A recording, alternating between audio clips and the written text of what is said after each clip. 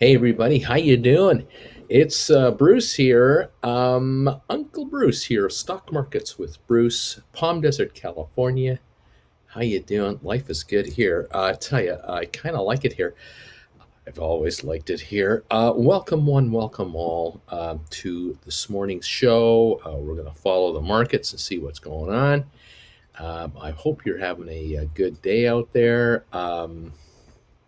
Going to have an update this morning. Oh yeah, we're going to have an update. We had an update yesterday, even after a disastrous start. We had a lousy start in the market yesterday morning. Well, in the morning yesterday, down about 400 points on the Dow at one point, with a 110 point eventual gain on the day. So that was a 500 point swing from low to high. Um, I kind of suspected that might happen because we didn't get the selling volume that tells me we're into any kind of a serious sell-off. We just aren't getting it. We've got investment entities out there desperate to find a return for their capital, and they're just receiving so much capital. Institutional investors like pension funds, mutual funds, ETFs. Pension funds get automatic deposits from employees every month, every 2 weeks. Mutual funds have set up with banks and other institutions automatic monthly installment plans from investors, and so these entities are getting cash every month with which to invest. On top of everything else, the dividends that a lot of these mutual funds receive are just reinvested back into the funds themselves. In effect, the money comes in and they just have to plow it back into a proportionate amount of stock, depending on which stocks are following, whether they're bonds, whether they're any other kind of financial instrument. They have to keep reinvesting the money. The amount of cash coming in to the institutional investment area is massive. It's unthinkable, the amount of money. And it's always looking to work. The money got to be put to work. Like I have been saying to you guys, with your own accounts, you've got to make your money work for you. If you don't, you're behind the eight ball, because everyone else out there has their money working for them. And the popular notion has been, oh wow, Bruce, I own stock in GameStop, and I own stock in Matterport and Rocket Lab. My money's working for me. And in a way it is, but you're running around with one hand tied behind your back. You're long a position, great, but you have no insurance against it. You have no income against it. Where institutional investors, and when I'm talking about some of these hedge funds out there, these folks here are making money on the money, and uh, they've been doing this for so long that the money on the money on the money is being generated, and that gives these guys yachts and private jets and very, very high income payouts and everything else, because they're making money all the time, 24 hours a day, 7 days a week. And this is where I try to help you in plain English, help you understand what's going on out there, what the market is up to, and try to help some of you who are interested in making money on your money.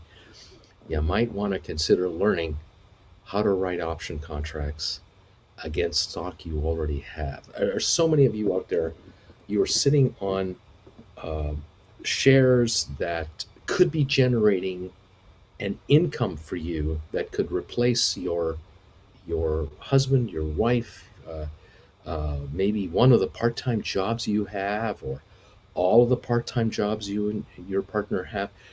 You could theoretically change your lives dramatically by utilizing the assets you already have. If you've got money sitting in mutual funds that are generating 2, 3, 4% a year, great.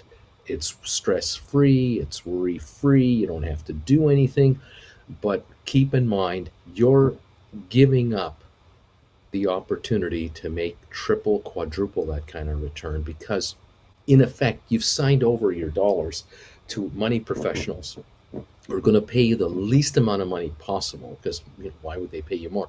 They'll give you a return. Maybe you have a return on some collection of shares, but they're going to utilize the power of that investment, and they're going to enhance it for their end game, which is to perhaps generate option income against positions that you're holding as a form of insurance and capital coming in. And that is where they're making just a ton of money over top of your money. Don't forget, they're also charging you a fee to manage your services. So they make you 5% and they charge you 20% off the top. They're taking 1% off the top on what they made you, and then you get the 4% remaining. They make 1% on the 5, plus now they're utilizing the power of the portfolio to generate additional income. Where you come in here is whether you own 100 shares of Apple or more, or you own, as long as you own 100 shares of a stock, you can write options.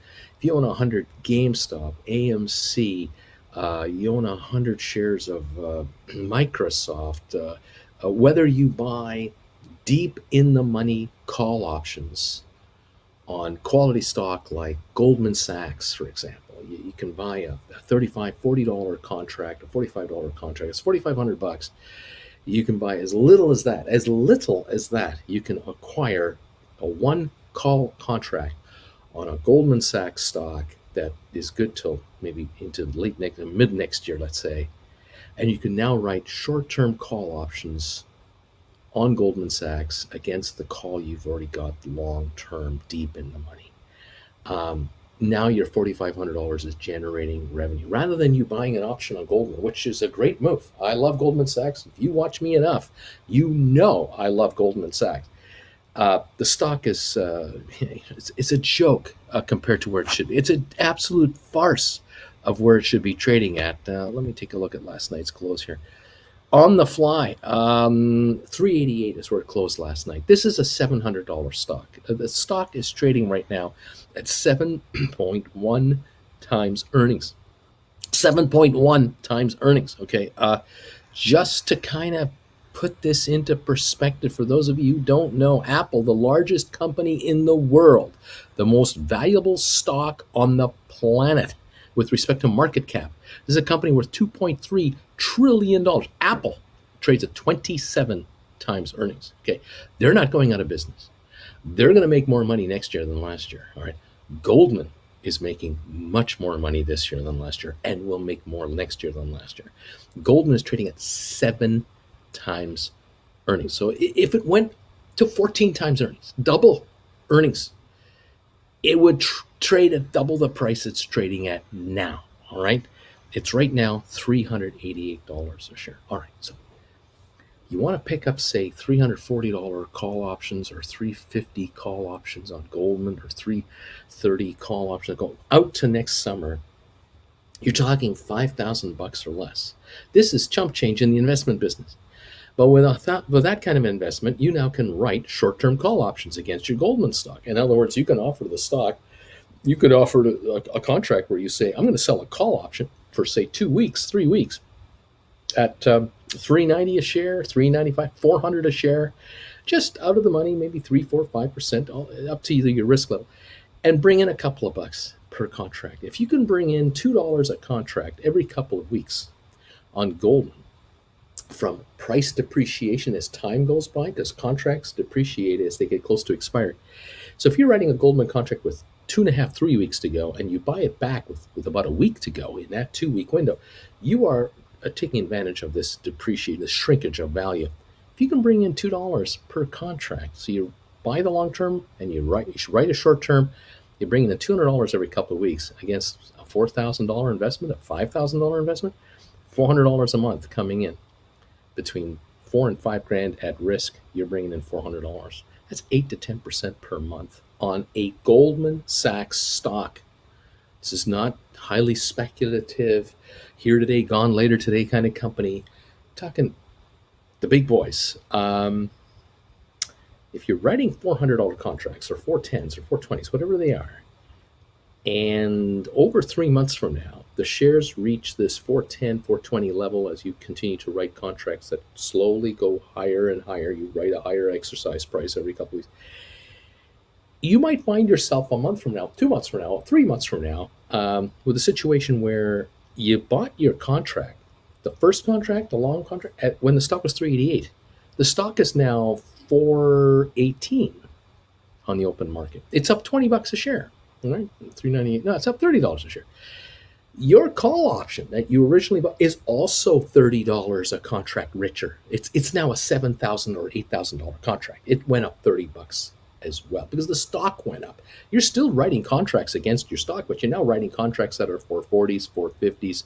You're slowly pulling the string on the exercise part.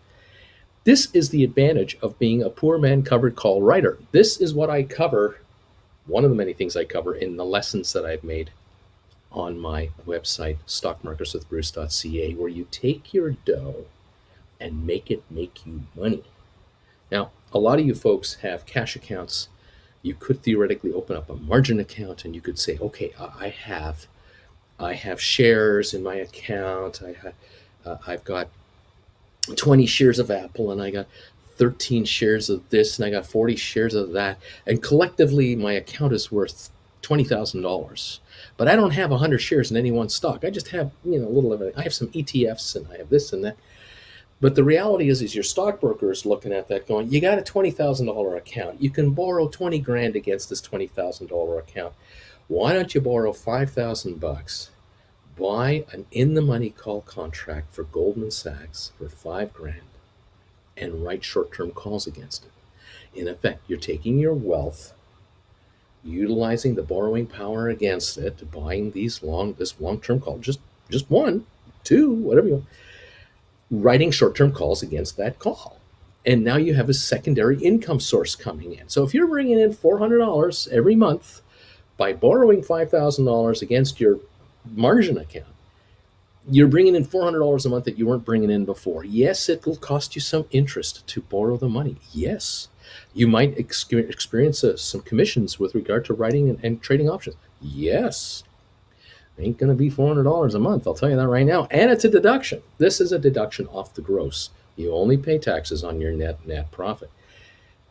If you have $50,000 out there in various investments that are marginable, and you buy 3 of these long-term contracts, buy $15,000 worth of Goldman Sachs call options till next summer. So this is 2022 June, July, August contract. You're putting up $15,000 on margin to do it. Now you're writing 3 contracts at a time, not one. Okay, well, if you can do that, if instead of bringing in $400 a month, you can bring in $1,200 a month, you're bringing in $1,200 a month.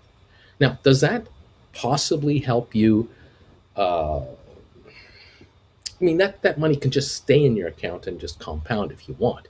But if you need this cash flow, this $1,200 of monthly income to pay off debts or help with household bills or accelerate a payout of a credit card or a car loan or any other obligations you have that are at a higher rate, this is your way to do it. You're using your existing assets to create a secondary form of income to add additional firepower to your cash flow. Whether you use it on a holiday every 6 months, maybe it's every 6 months you pile up 7 grand and go on a holiday. Up to you. It's your call. Does it theoretically eliminate a part-time job that you have? Are you earning $1,500 a month on the side on a second job where you net out $1,200 a month? This is one way to eliminate that job. You've instead of working those hours, you're at home and relaxing, or you're reading a book, or you're going for a walk, or you're taking a bike ride, or you're improving your diet, you're going to take cooking classes. I don't know what you're doing. You're watching me.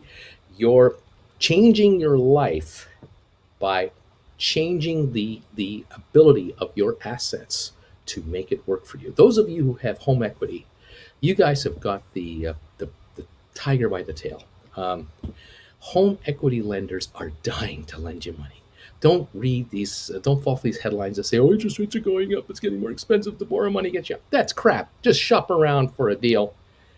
But think of it this way. If you can acquire, I don't know, say $50,000 of equity on your house, you have $250,000 equity, you borrow $50 on it.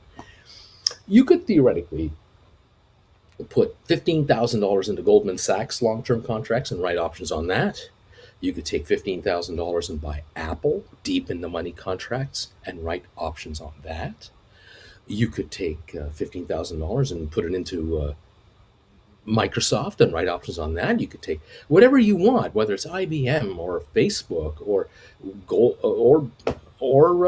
GameStop. You can literally acquire the right contracts to write options. Now, you might not be able to do it on GameStop with respect to a cheap, not so expensive in the money call, but there are possibilities here. You can also use this capital to write puts, cash secured puts against stocks you like long term. So if you like Apple long term, you could theoretically use $15,000 or $20,000 or whatever you want and write a cash secured put contract, one or two or three, depending how many you're doing, against Apple for say 6, 8 months from now, a year from now. You could do it on GameStop for 3 months, 6 months, 8 months, a year from now, on AMC, on any of the SPAC stocks that I follow that I mentioned to you.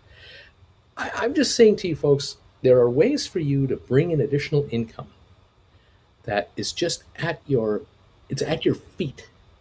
And you have to learn how to utilize your assets to make them work for you like professional money managers do for a living. This is what they do.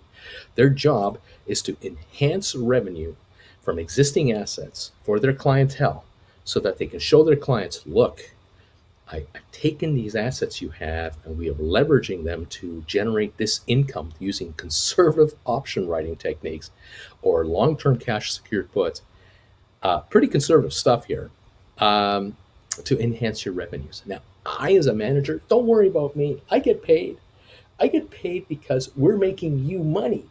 We're making you money. We get up to 20% of that profit because if you are giving money to a hedge fund operator, the hedge fund operator is going to charge you a 2% fee on the amount of money they manage plus a 20% of the profits.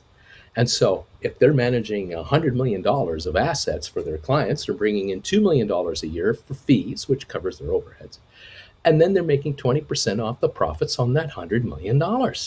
If they can bring in 10% a month using poor man covered call techniques, again, I'm just generalizing it. You're talking about an outfit here that's generating 10 million a month in revenues off the 100 million that they're handling. That means they're making 2 million a month net profit to them. That's 20% of the take. So they're making 24 million a year off the 100 million they're managing. All right. Well, what I'm saying to you is take that 100 million and bring it down to your scale and keep all of it. Don't give 20% to anybody.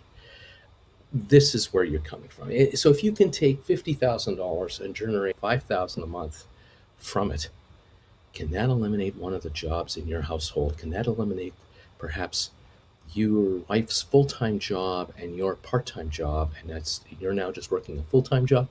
Or could it turn you into a full-time consultant from home where you don't have to work for anybody anymore? You know you have 5,000 coming in over here, and now you're going to lessen your workload so you can spend more time on managing your assets. The more time you have managing your assets, the more time you have to make money with your money. This is what it's about. This is the American way. You're not going to get your boss at work showing you this. Why would they be motivated to show you how you can quit your day job? I mean, hello. If you've got, if one of the two of you are working for a minimum wage job, you're not getting the upside to get out of that minimum wage job. You may find that you've seen people get promotions all around you and you're not getting them. You never seem to get promoted. Or, yeah, you're getting more money per hour, but you're getting fewer hours. Or you just can't get full-time hours from your boss because they don't want to give you full-time hours. They have to give you full-time benefits. They don't want to do that. It's time to say goodbye to some people by taking control of your life if you can do it. And this is where you can put your toe in the water and try this. As I said before, with $4,000 or $5,000, you can buy one long-term in-the-money call option on Goldman Sachs. This is really boring conservative investing, but it's good stuff. So, okay, you're gambling. Throw the dice. You're risking $5,000 on Goldman Sachs. Oh, you gambler, you. And now you're writing short-term contracts against Goldman Sachs. Maybe you're writing 3-week contracts that you buy with less than a week to go. That kind of strategy. So every 2 weeks, you're rolling over Goldman Sachs contracts to give it a try to see how it works. And there are weeks where you're happy and weeks you're not happy, but all in all, you're just plugging away. And you give yourself 6 months to work this strategy, to try to figure it out, to try to see if you can live with it. Can you handle the stress? Can you handle the stock going up $3 a day, going down $3 a day, going up $10 a day, going down $10 a day. Can you handle the market as a whole? Can you get used to the flow? Can you become part of the crowd, as it were, to understand how this really reacts? Which means you're going to become less and less agitated when markets do this. You're just going to be a shock absorber. It's going to be a shock absorber for you. You're going to go, yeah, it's just the market. It's all right.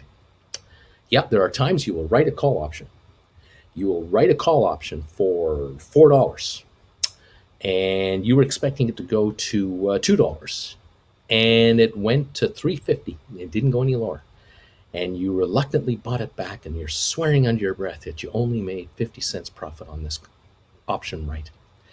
But then you remind yourself, wait a minute, the reason that these contracts didn't go all the way down is because the stock went up in value, which meant that the other contract I have, the original contract, is actually up $1.50 or $2. I'm $150, $200 richer on my long-term contract, and I made $50 on this contract. So I did make my $200, $250 in this one. Oh, that's how this works. There are other times where you will write a call option for $4, and within 3 days it's down to 60 cents, and you'll go, I'm a genius.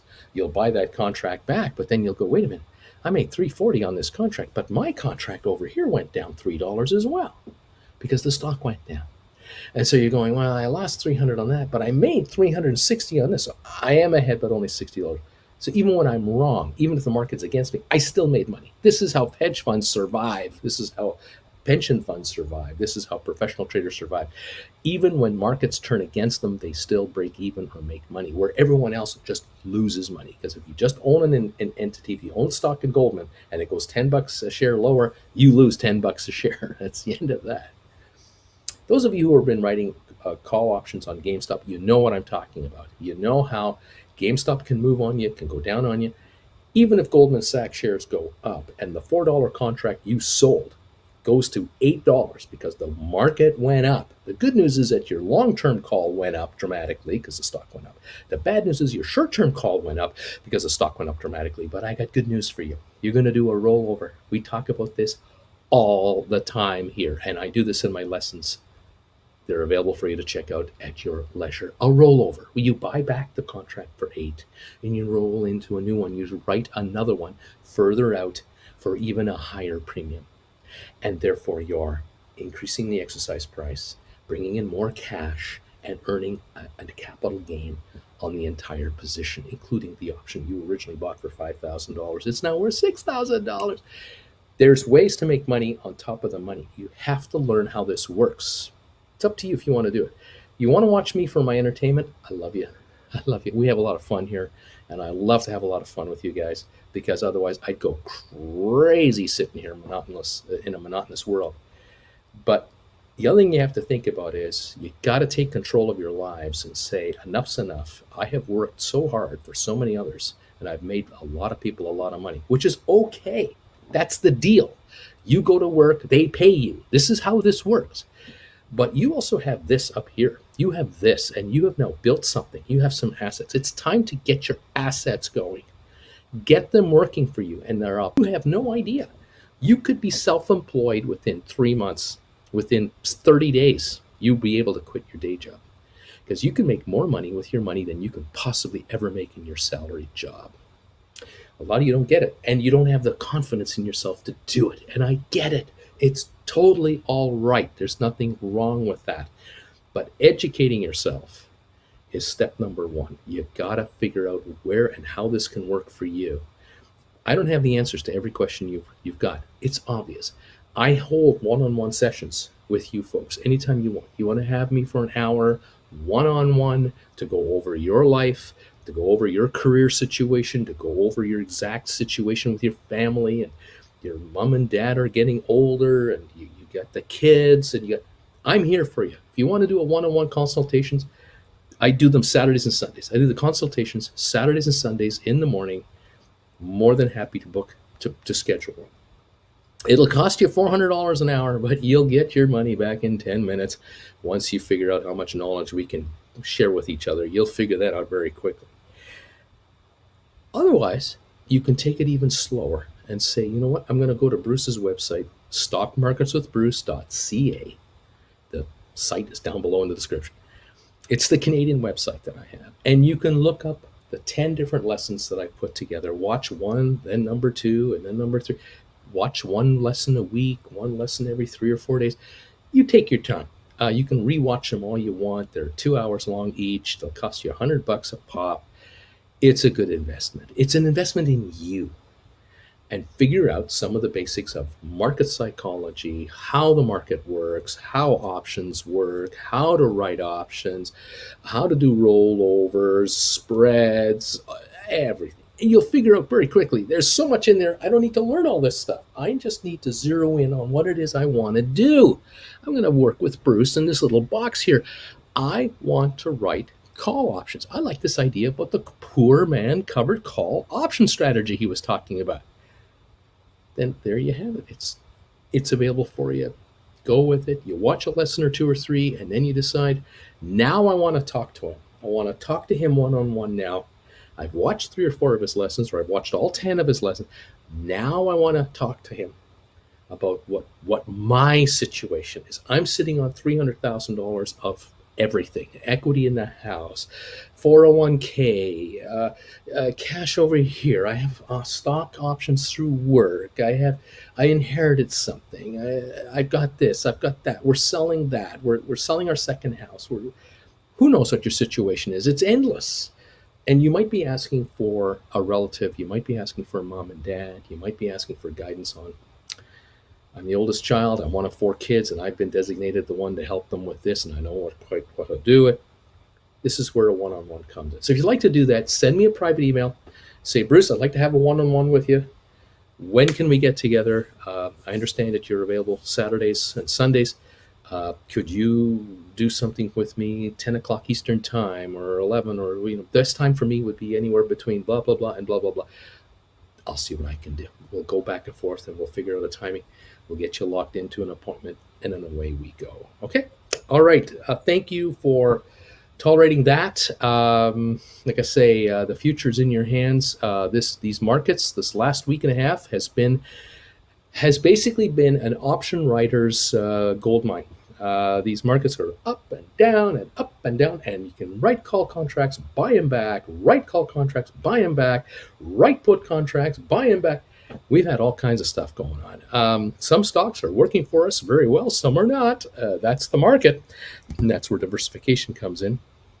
But all in all, we've had one heck of an interesting time here. And today, it could be a most interesting day for Rocket Lab, because our friends at Rocket Lab, they did it again. They have signed up another contract, this time with NASA.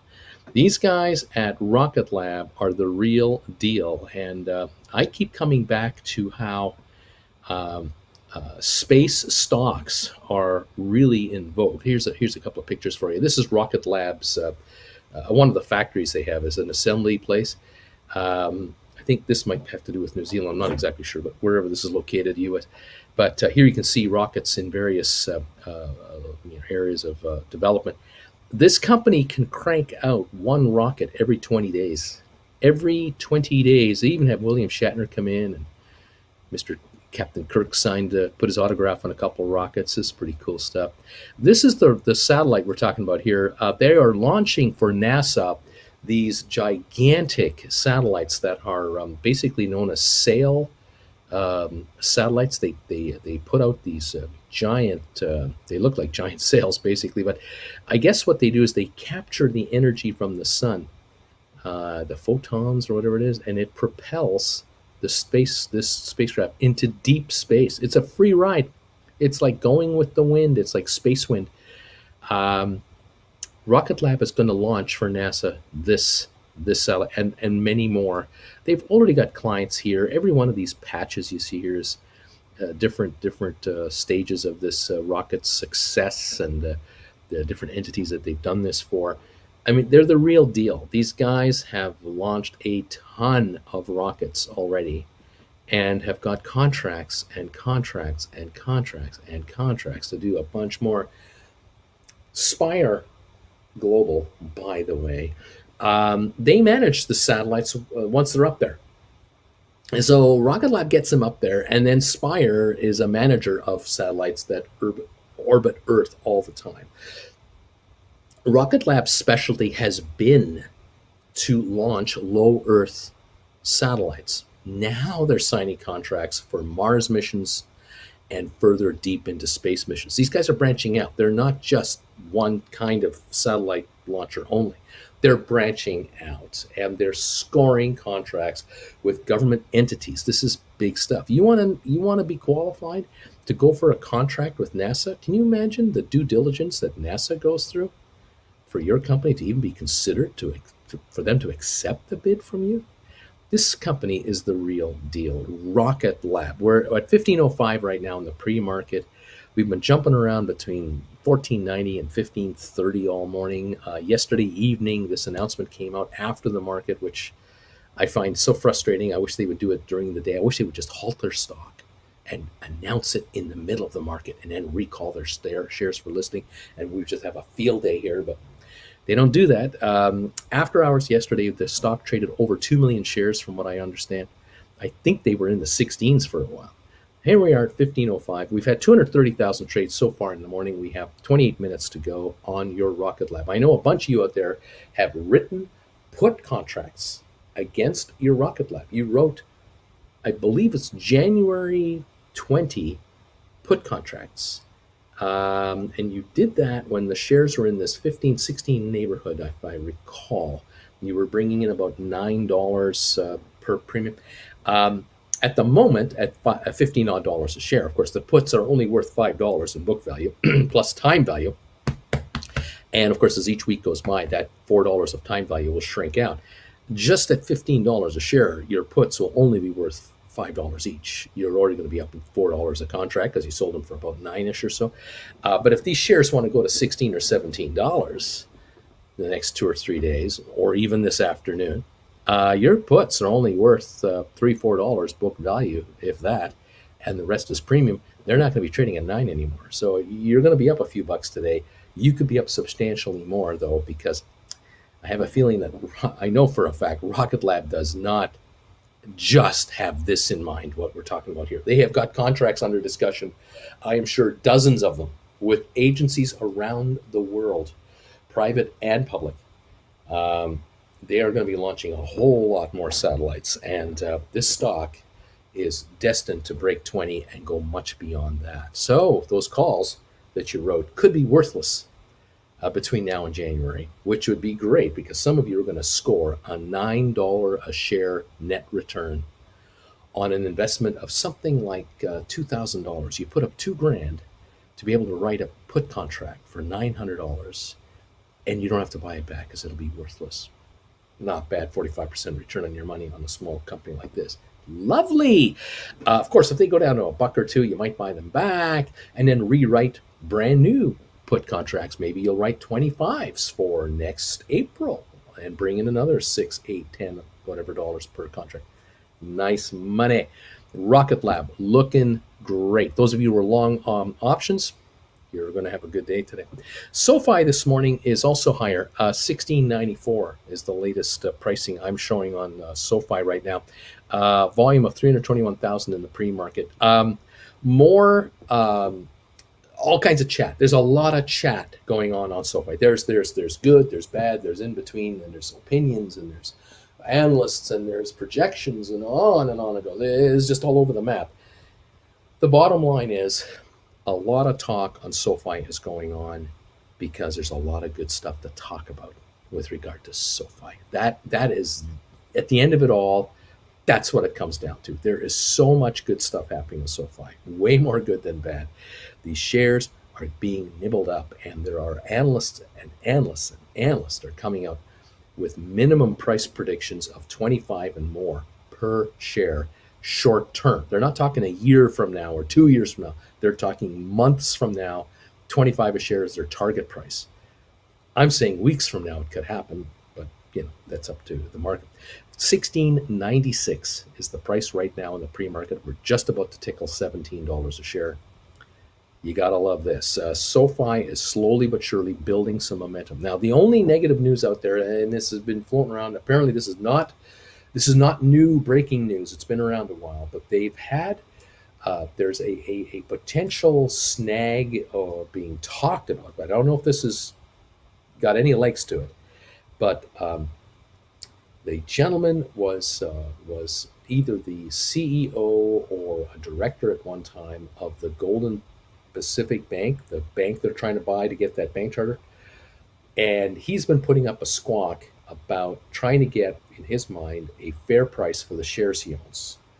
Um, and I'm not exactly sure the numbers. I thought I read it. It's over a million shares, and I think instead of getting $1.20 a share or one something like that, 130 a share, he's trying to get 330 a share, 320 a share, because he feels that that's fair value.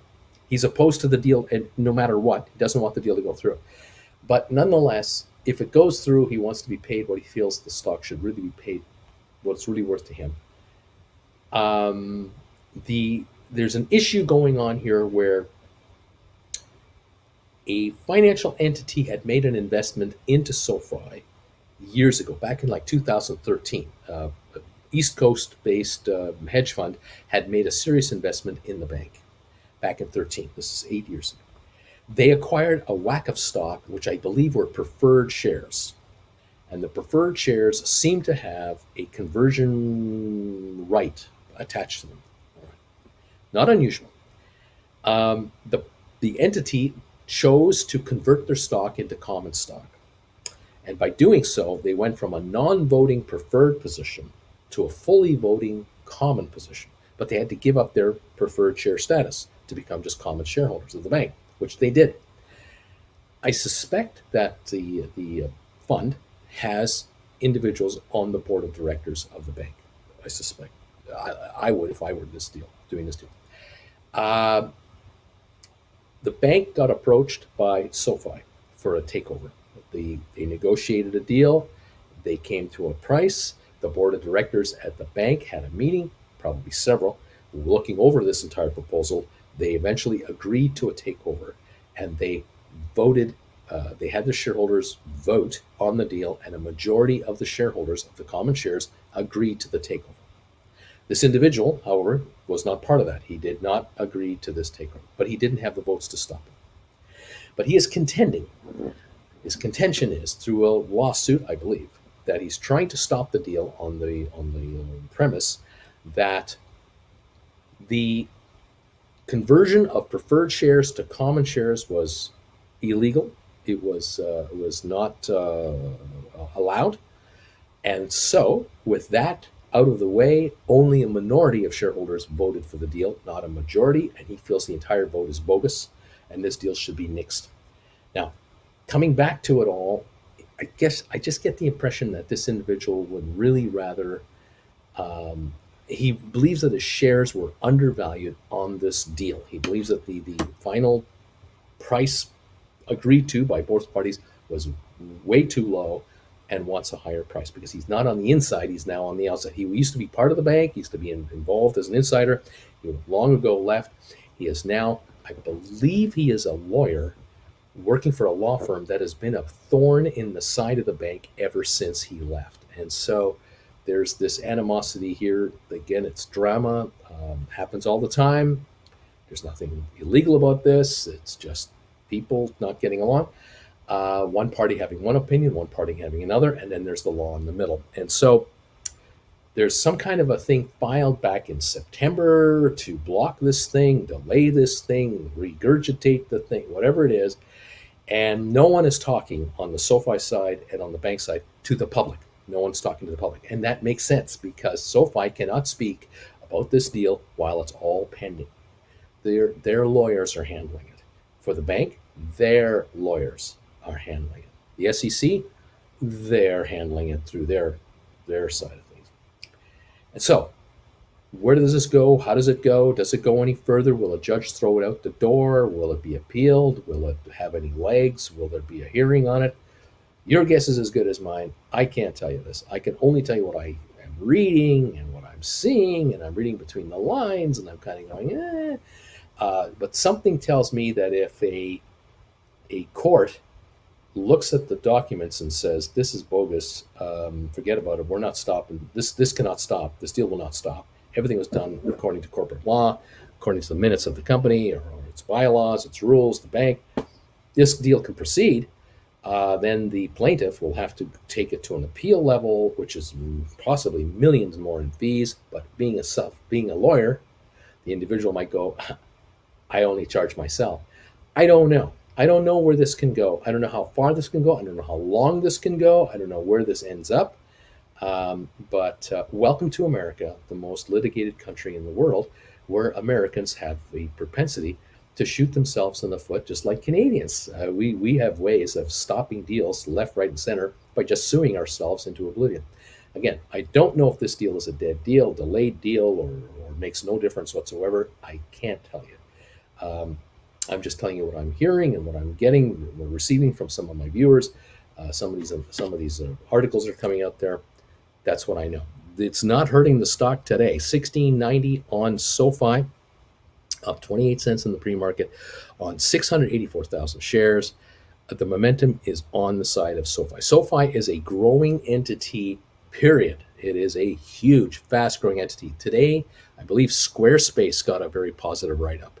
That didn't hurt its stock at all. And so that, to me, makes SoFi even more valuable, because if the street likes Squarespace and they like PayPal, they're going to like SoFi, because SoFi is the baby brother to these big outfits. But SoFi has all these other divisions.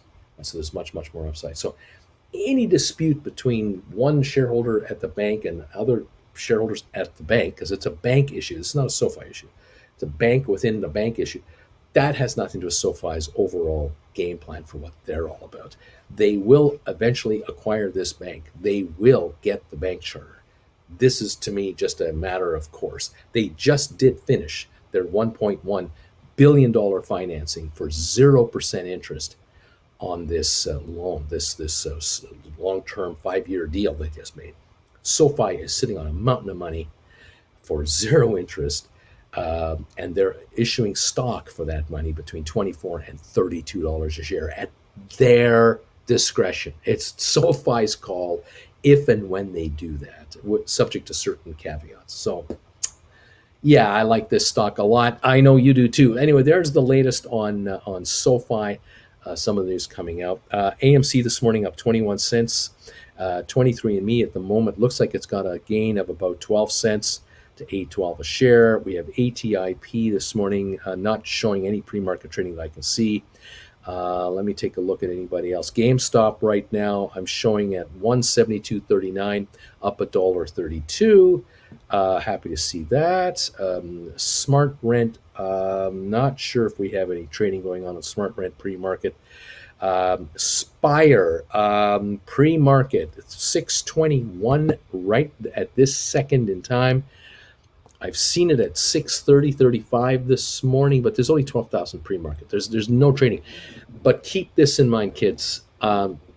Spire is in the space business, the outer space business, okay?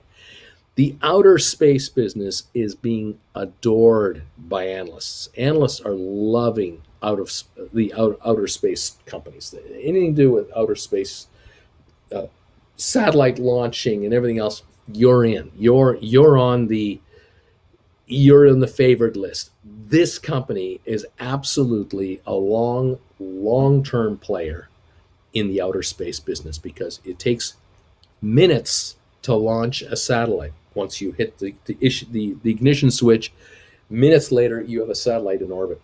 It takes decades to keep the satellites running properly in space, especially low Earth orbit satellites. If you have a ring around the planet Earth of low Earth orbit satellites, you have got to have a team to manage them. And this is Spire's job. This is their specialty. They know what they're doing. And they are signing all kinds of agencies around the world. They're signing them up to manage them, along with a whole bunch of private companies. Think about the amount of data that is now flowing between planet Earth, outer space, and back to planet Earth. It is uncalculable.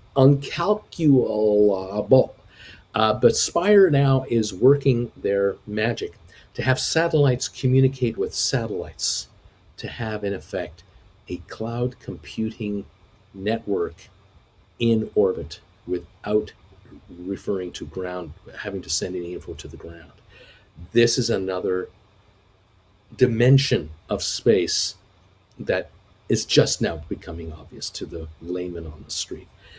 Spire Global stock right now is being completely manipulated, in my personal opinion, by either a single hedge fund, a group of hedge funds, a group of investors, or a combination of all, who have targeted this thinly traded company shares to crush them under 750 a share into the 621 neighborhood.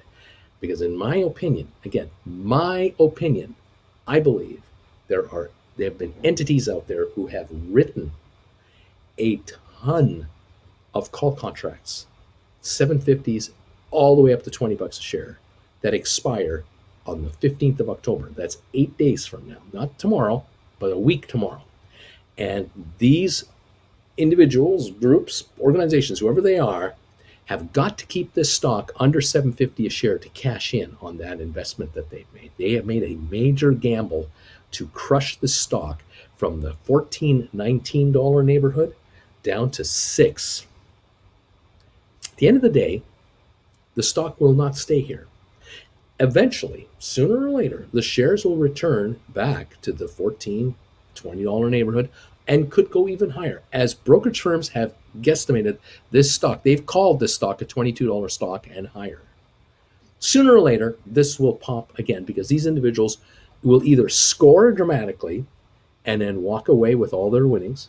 They will break even because there'll be an attack on this stock on the upside, or they will have their butts handed to them because investors out there will smell a rat and figure out, geez, if we just buy up all this stock at $6.29 a share, $6.50 a share, $7 a share, $8 a share, $9, we just buy all this stuff up.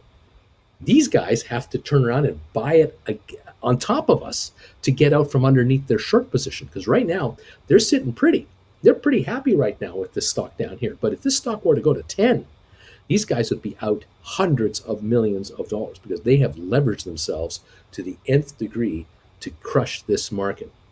The question is the $100 million question, the $3 billion question. I don't know how many billions we're talking about here, but there is a big question, and that is, will there be a run on this stock to fight these guys to have it run back into the 8, 10, 12 neighborhood? Because if it did go there between now and next Friday, these guys would lose their butts because that Friday deadline is a hard and fast. You can't change it. I don't know how this is going to play out. I've been watching this closely. I've been encouraging viewers that if you have a few extra shekels lying around, pick this stuff up. Buy the stock. Buy the stock. You could do really well with it. Either short term, medium term, definitely long term. But I don't know who these people are. I don't know them. I don't know if they watch the show. I doubt they do. I'm sure none of them know who the hell I am. I'm just saying out there, folks, this has been an absolute manipulation of a stock. The SEC has done nothing. I don't think they're doing a damn thing because I don't know if they have anyone complaining. If Wall Street allows this to happen, why would SEC investigate it? It's good for commissions. It's good for broker money. Why investigate something that's good for the street? Because the street dominates the SEC. The top people who run the SEC are former bankers from Wall Street. Who funds the committees in Congress and the Senate to make the rules for the SEC? Wall Street does. So it's a close shop. It's all good. It's everyone's happy in Wall Street. That's how you pay for those skyscrapers over there. That's where we're at. All right. Enough of that. That's where we're at on Spire this morning. We'll see how it all works out. Smart Rent up 3 cents in the pre-market. Not much going on yet. GameStop, as I said, up $1.32. This is where we are this morning, getting ready to start trading. We have Rocket Lab right now, 15 to 1507. Matterport, 1846, up 20 cents last I saw. Now 1865, up 39 cents. Thank you. Sextera 868 unchanged. That's as of last night, so I have no activity there to talk to you about. We've got the Dow right now up 270 points in the pre-market, S&P up 36. We have NASDAQ up 139 at the moment. Oil down 18 cents to 77.23. There was talk this morning that oil was off as much as $1.50, almost $2 a barrel this morning. This is really jumping around right now. The big question is, how hot will the economy be in the U.S. for the next year, and Europe, and Asia? And are all three going to be on fire and really be rip-roaring, or are two of them going to do all right? One of them going to do badly? One of them going to be so-so? One of them going to be okay? We don't know. It's the three bears. Mama bear, Papa bear, and baby bear. It's too hot. It's too cold. It's just right. No one knows. The market is doing that as a whole, as well as the oil market. I'm trying to figure out where the heck everything is. We don't know. And so welcome to the markets. Nice to see you here, everybody. Good to have you around. Hope you're having a good morning this morning. I hope the comments are respectful. No one being mad about anybody else being here. Thank you for joining us. Jen and I are here in Palm Desert, California. Uncle Bruce is driving a Tesla Model 3 and loving every minute of it. We're very, very happy to be here. We've been getting a few things here and there, shopping for a few things, stuff we couldn't bring with us, we've now replaced. including we bought a new toaster. We went to Walmart yesterday and bought a brand new toaster to gift to this condo, because when we leave, we can't take it with us. We're on an airplane. How are we going to take a toaster on an airplane? I purchased a fan, and it's right here. You can see it. See that little black thing there, right by the lamp there? There, I got a fan going. It's just blowing some air in here, keeping me relatively cool. Gifting it to the condo. The beauty of America is that you can buy these kinds of items for not a lot of money, and leave them behind. Move on. It's unbelievable. What a great country this is. We found bagels yesterday. Didn't find the bagels I wanted specifically, but we did find some bagels to, for the moment, carry us through a couple of more days. So we're going to try them out this morning on the new toaster. Jen is going to work her magic on that. What else is going on around here? We found some body pillows, which we love to use in bed. We like these big, long body pillows. Great to sleep on. Bought those at Walmart. Man, I'll tell you, Walmart, what a great place. Oh, and the big news last night was for dinner last night. We went to In-N-Out. So we went to the In-N-Out burger last evening and had a lovely gourmet meal at the In-N-Out store. And it's just a marvel of engineering, standing at the counter, watching these folks produce these hamburgers and fries and drinks. It's just an incredible organized machine. If you have ever been, you've ever been in the thinking of going into the food business, go to an In-N-Out and just order up some product from them and just stand back and watch them at the back make them, because you can see the kitchen right in front of you. They don't hide a thing. You've seen them cooking the burgers and producing the burgers, making the fries. The drive-through is going like crazy. The inside of the restaurant's crazy. We were there at dinner time at the height of the day yesterday, as busy as it's going to get.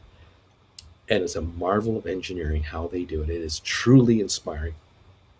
Kudos to the folks at In-N-Out on how they do it. Everybody has their opinion on what's their favorite burger. We love In-N-Out. We enjoy other restaurants as well, but it's been a year and a half or longer since we've had one. So it's been a long time. So we're very pleased about that. Anyway, thank you all for being here today. We're 5 minutes from the opening, so thank you all for hanging out with me this morning for my rant and my update. I hope you found it helpful and useful.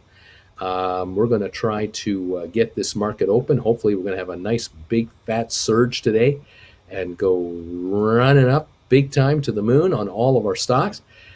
Thank you, all of you who are members of this channel. You are the backbone of Stock Markets with Bruce. Without you, we would not be here at all. There would be no way I could be down here in Palm Desert if it was not for the members of this channel. Thank you all so much for uh, being here and following us. It is humbling, to say the least, for Jen and I to know that we're here because of you, and we love you for it. Cannot thank you folks enough for your loyalty to this channel. Please consider becoming a member of this channel. If you'd like to make comments during the air, during the market hours right now, if you have any questions, fire them off to me. This is your opportunity. I'll do the best I can to answer them for you in a plain English format if I can do it. Also, those of you who are not members of this channel, if you're just watching me as a subscriber, we welcome that too. Please consider becoming a subscriber if you aren't one already. And those of you who are just casually watching, of course, you're always welcome to hang out, lurk in the shadows, and listen to what we're talking about. But boy, I would love to have you join us as a member. You get to use the emojis like these right here. We get to pop up these neat emojis. And I tell you right now, when you pop these neat emojis up, you know what happens to all your stocks? They go higher.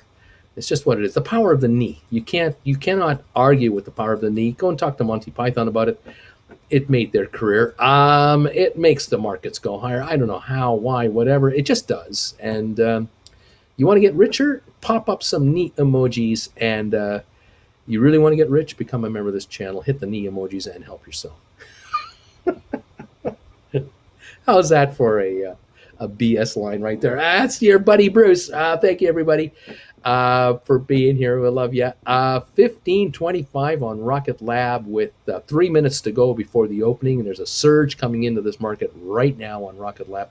We're still up 277 on the Dow, up 36 on S&P, up 139 on NASDAQ. We're looking real good this morning. Compared to yesterday, we're looking great. What else is going on? Looking for Spire. We're at 632 on Spire. Keeping a close eye on that one. It's up 13 cents right now, but only 30,000 pre-market, but it is popping up a little bit here in the morning. Like I said before, Spire Global is here to stay no matter what these short guys are up to. I'm not the only short guy in the room. There are others. What can I tell you? We're now 2 minutes from the opening. IBM looks like it's 57 cents higher pre-market. Let's take a look at Apple. It is right now 142.97, up 97 cents in the pre-market. Microsoft is showing pre-market 295.18, up $2.07 a share. Fantastic. We've got a good market coming through here. We're opening strong everywhere. GameStop up 125 to 172.32. Of course, we'll see how the market reacts once we start trading. Stocks will go up, stocks will go down, they'll go all around. Everyone has their own story, and we'll see how it works out. Matterport up 31 cents right now at $18.57. SoFi pre-market 16.92, up 30 cents. Climbing up right now, just touched 17 a moment ago. Looks like it's getting ready for a 17 print maybe. That would be lovely. All right, we have a minute to go before the clapping begins on Wall Street. Here we are. The boys on CNBC are running. They're sitting there with their blue-colored blazers on and their shirts and their ties, and all is well. So we're about to get her going. 23andMe at 8:08. Come on, 23andMe. Run this puppy. Let's go. Let's see. We're going to go right here to the markets and keep an eye on the openings here as everything gets reset. There it is. They are talking about, there it is. The clapping has begun. Where's Larry Titus? There he is. Larry, thanks, buddy. The bells are ringing. Larry Titus has made it official. Once Larry puts the bells up, you know the market is open. I mean, it's time to make money. There's no ifs, ands, or buts about it. Thank you all for joining me this morning. It's nice to have you here. Smash the like button if you want to see the stocks hit the moon today. Absolutely. Thank you so much. We have 211 thumbs ups, and the neat emojis are flying across the screen because, of course, we want the stocks to go up. So there you go. Welcome one, welcome all. Let's have some fun today and get richer. Take control of your account. Take control of your future. Take control of your life. And don't work for the man anymore. Work for yourself. This can be done. There are ways. But But if you want to get together for a one-on-one, let me know. We'd love to have a session with you if you're interested. We'll go over what you're doing and where you're at, and we'll come up with some game plans for you. See what I can do to help you figure out what is going to happen in your life. We'll take it from there. Thank you, everybody, for catching up with me this morning. It's nice to have you here. It's early. It's an early start to the market. We're getting ready to trade. See what kind of trades we got going on here. Here we go. Rocket Lab. I'm showing it at $15.25 right now, up $1.25. That's what I'm showing at the moment on Rocket Lab. Let me refresh this over here with the market up 319 points. The debt ceiling is going to be kicked down the road a little longer, so the heat's up on that. We've got S&P up 37 points. We've got NASDAQ up 138. Rocket Lab 1520 up $1.20. The first volume showing 589,000. SoFi 1691 up 29 cents. SoFi's early market trading 1.75 million shares. Okay, nice. GameStop 171.62 up 55 cents, but only 31,000 shares traded, but it is green. Matterport 1852. We're higher this morning on your Matterport, up a quarter, and we're showing volume now of 67,200 shares on Matterport. 23andMe up a nickel at 805 on 23,800. Smart Rent is showing down 57 cents, but I think that might be last night's quote. I don't think we have an early trade yet. Spire is up a dime, 629 on Spire, 53,800 at the moment. They landed another contract yesterday. ATIP up 3.5 cents on 4,000 shares so far. Cyxtera looks like it's up 9 cents on 4,000 shares. Quiet opening on those. AMC, I don't see a change yet, unchanged. Robinhood up 17. I've got Vanek Vectors up 371 to 257. I have Home Depot up $4 to 334. I've got IBM up 58 cents now, up 82 cents on YBM. 143.18. Why IBM? Why? It's up 82 cents. The Dow, 368-point gain, looking real good. Microsoft up $249, back to $295.74. Apple up $1.37, 143.37. Tesla up $1.69. Bed Bath & Beyond up 24. BlackBerry up a penny. Royal Caribbean up 17 cents to $90.24. Goldman 393.37 up 532. This stock did not hit the low of 2 weeks ago. 372. It wouldn't go back to 372. Went to 374.56, but not 372. We're now back up to 393 on Goldman. This is a winner. Amazon up 38.91. Facebook up 4.54. Google up 28.30. JP Morgan up $1.40. We got Costco up $8. Walmart up $1.75. We have retailers higher. We have drugs higher. We have entertainment higher. We have the FANG stocks higher. We've got a market that was oversold yesterday and the day before and is now beginning to perk up a little bit right here and across the board. That is the latest. Spire now 630 up 11 cents. Rocket Lab up $1.16, holding 1509. SoFi up 15 cents to 16.78. GameStop up 68 cents. Matterport up 26. ME unchanged. This is where we're at so far this morning. Welcome one and welcome all. Let's see what happens. What's gonna happen? Let's see. Happy Pappy Bruce, could you put a call into the street and wake them up? Tell them how great these stocks are before any options expire. Worthless equity.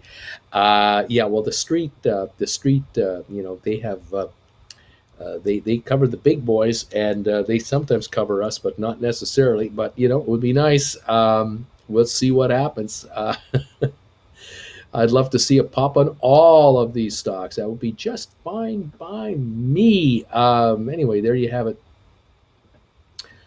Did you bring your buttons, or are they? They're all in storage. There was There was no way I could bring along all my props from up north down here in suitcases on an airplane. That was not going to happen. Not a chance. We had to travel as light as possible, and I know we're not traveling light at all. We're still very inefficient, but we have to get used to this. We're nomads now. We're houseless, and I can tell you that the storage unit is brimming with stuff. And we culled we culled stuff in Creston like crazy. But oh my gosh, not enough.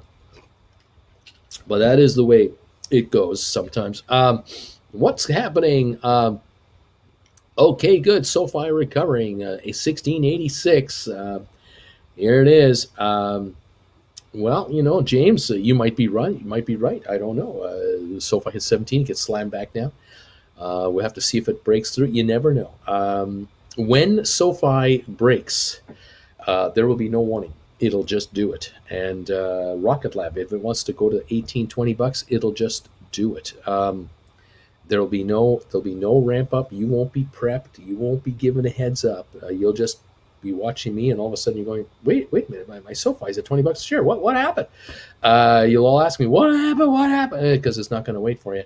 When it goes, it goes. Rocket Lab, SoFi, Matterport, 23andMe, all of them, when they take off, they will take off dramatically and leave everyone behind at the station that's fussing and nickel and diamond and all that sort of stuff.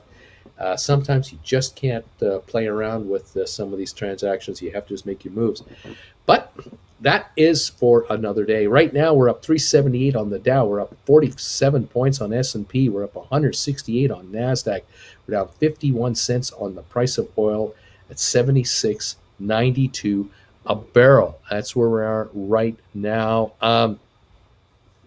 We've got rates. I'm going to take a look at interest rates right now. We've got the 10-year at 1.55. That's moved up from the 1.52 range because now the talk is, oh, well, if we don't have a slowing economy, we don't have, earnings Armageddon, well, then the interest rates are going to have to go up because the economy is going to get too hot. And there's never an equilibrium. Never. It's either one extreme or another. So right now, interest rates are perceived to be possibly, maybe going a little higher in the next 2 years, or the end of the world is going to happen now. So take your choice, kids. It's the worry warts out there that really control it. But you have to just pick your spots, pick your favorite stocks, stick with them, and just work with them. And that's the bottom line. Rocket Lab, 1489, a little profit taking coming right now. We have traded on Rocket Lab this morning about 1 million shares, nothing incredible. We did 2 million last night, 1491 right now. SoFi, 1677, up 15 cents. We've got 2.65 million shares traded on SoFi. By the way, if you think I have COVID, think again. The air is so dry here. It's the desert. It is so dry here that just talking will agitate the throat a little bit. So I keep hydrating as much as I can. So hang on there with me. Hang with me. We keep working it through. Matterport up 54 cents to 18.80. I'm happy to see that here. It's been a while.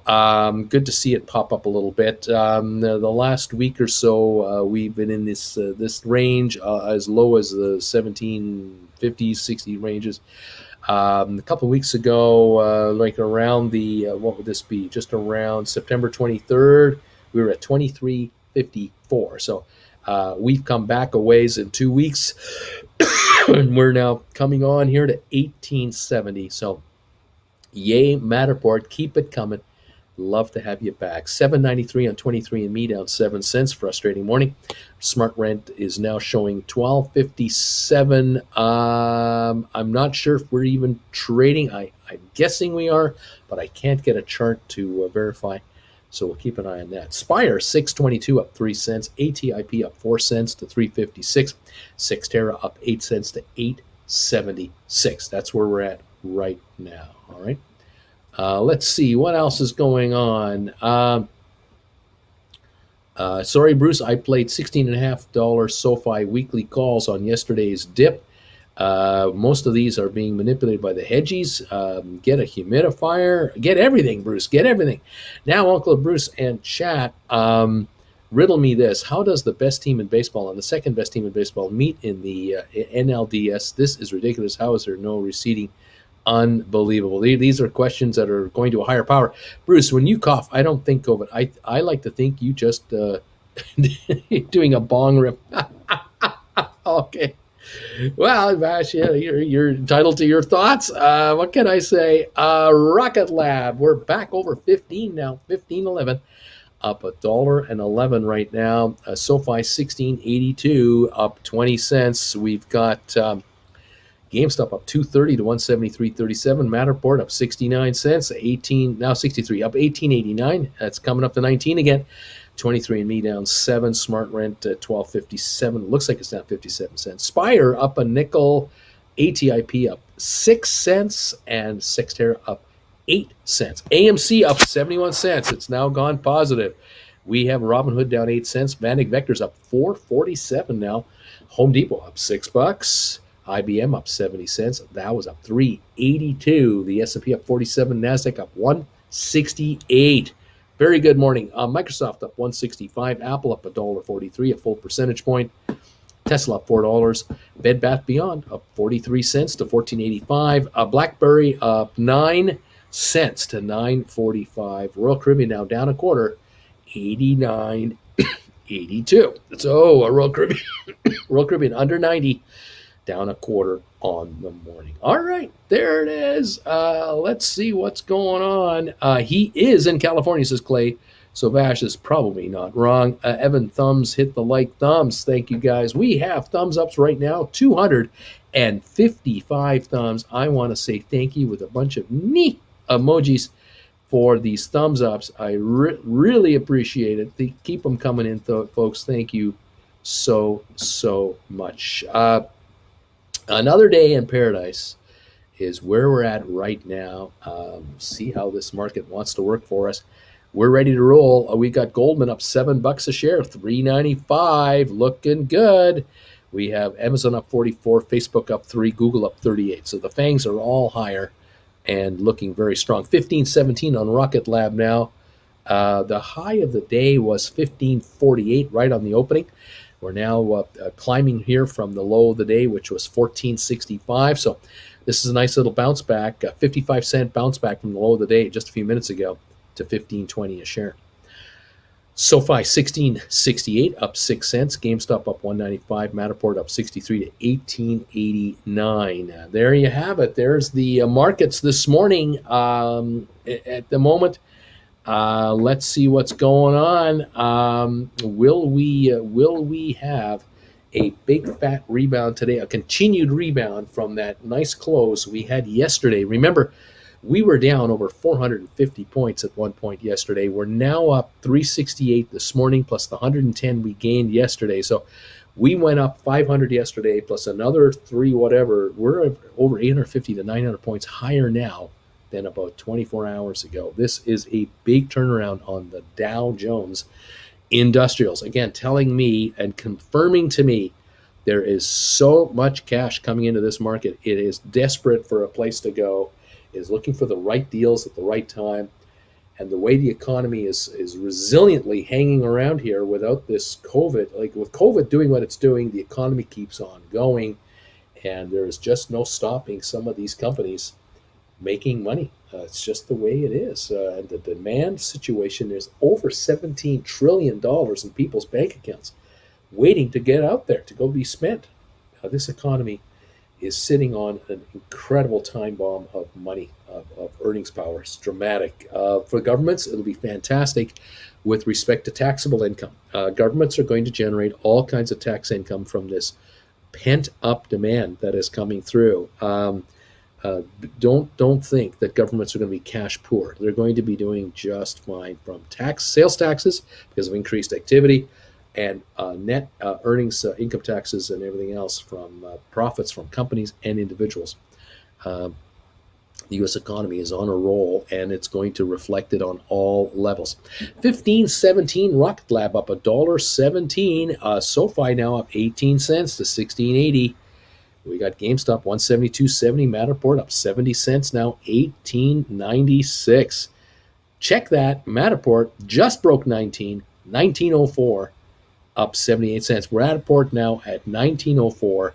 The high of the day just got hit on Matterport. 366,000 shares is all we're trading, but it is the high of the day. Looking good. 23andMe 792 down 7. Smart Rent now unchanged with 561. I'm not sure what this means. I'm still trying to figure out what's going on with Smart Rent. Sorry, I can't be more specific. There's a glitch on the quote, so I'm not sure what it's doing. Spire is up 20 cents, though. Spire now up 26 cents to $6.45 a share. Spire is moving right now. Good morning, Yodi. How you doing there, buddy? Joe M.E. is a turd. I'm not sure what these guys are, where they went public last June. I mean, come on. They got them, says Adventures with Duncan.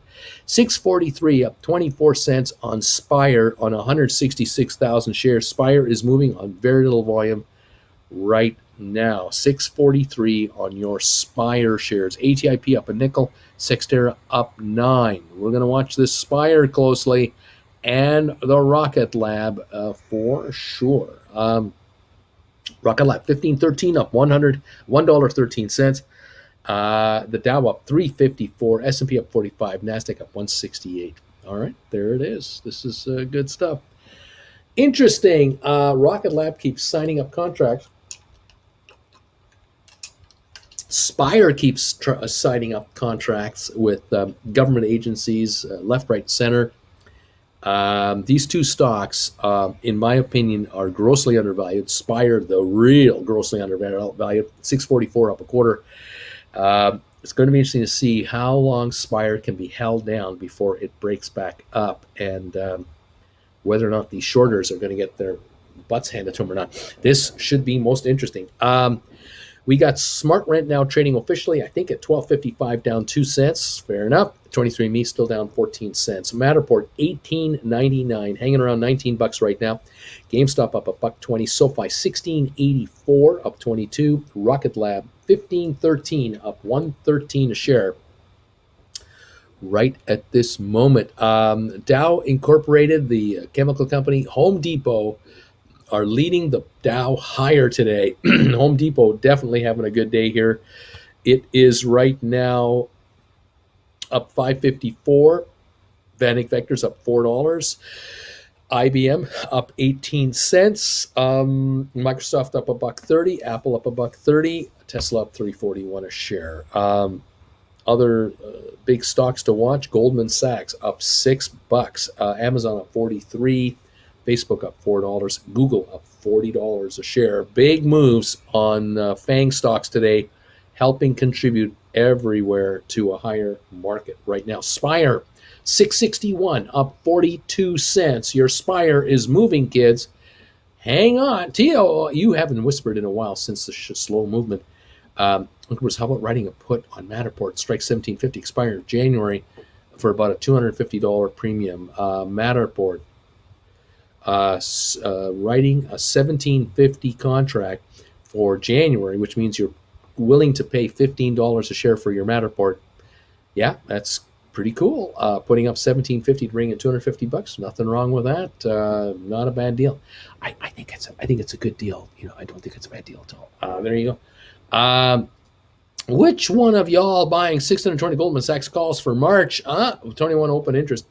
No idea. Let's see. We've got Spire now, $6.47, up 28 cents. We got Matterport at $18.98. Sofi at $16.82, up 20, and Rocket Lab $14.97 right now. Dow up $3.65. S&P up 44.8. Nasdaq up 165. Oil down 60 cents a barrel. Okay. Most interesting stuff. Good day today. All of you who wrote puts yesterday, you got to be smiling today. And those of you who are writing short-term calls, keep an eye on your market. Every Friday, payday. Contracts expire. Let's see. Uncle Bruce, you got to go to the store and get another buzzer. Peter, the red bar on the Market Watch charts is broken today. and it's causing me a lot of anxiety. Send help. Where did my red go? It's all green. I don't understand. 6.53 on Spire. $6.53 on Spire, up 34 cents on 220,000 shares.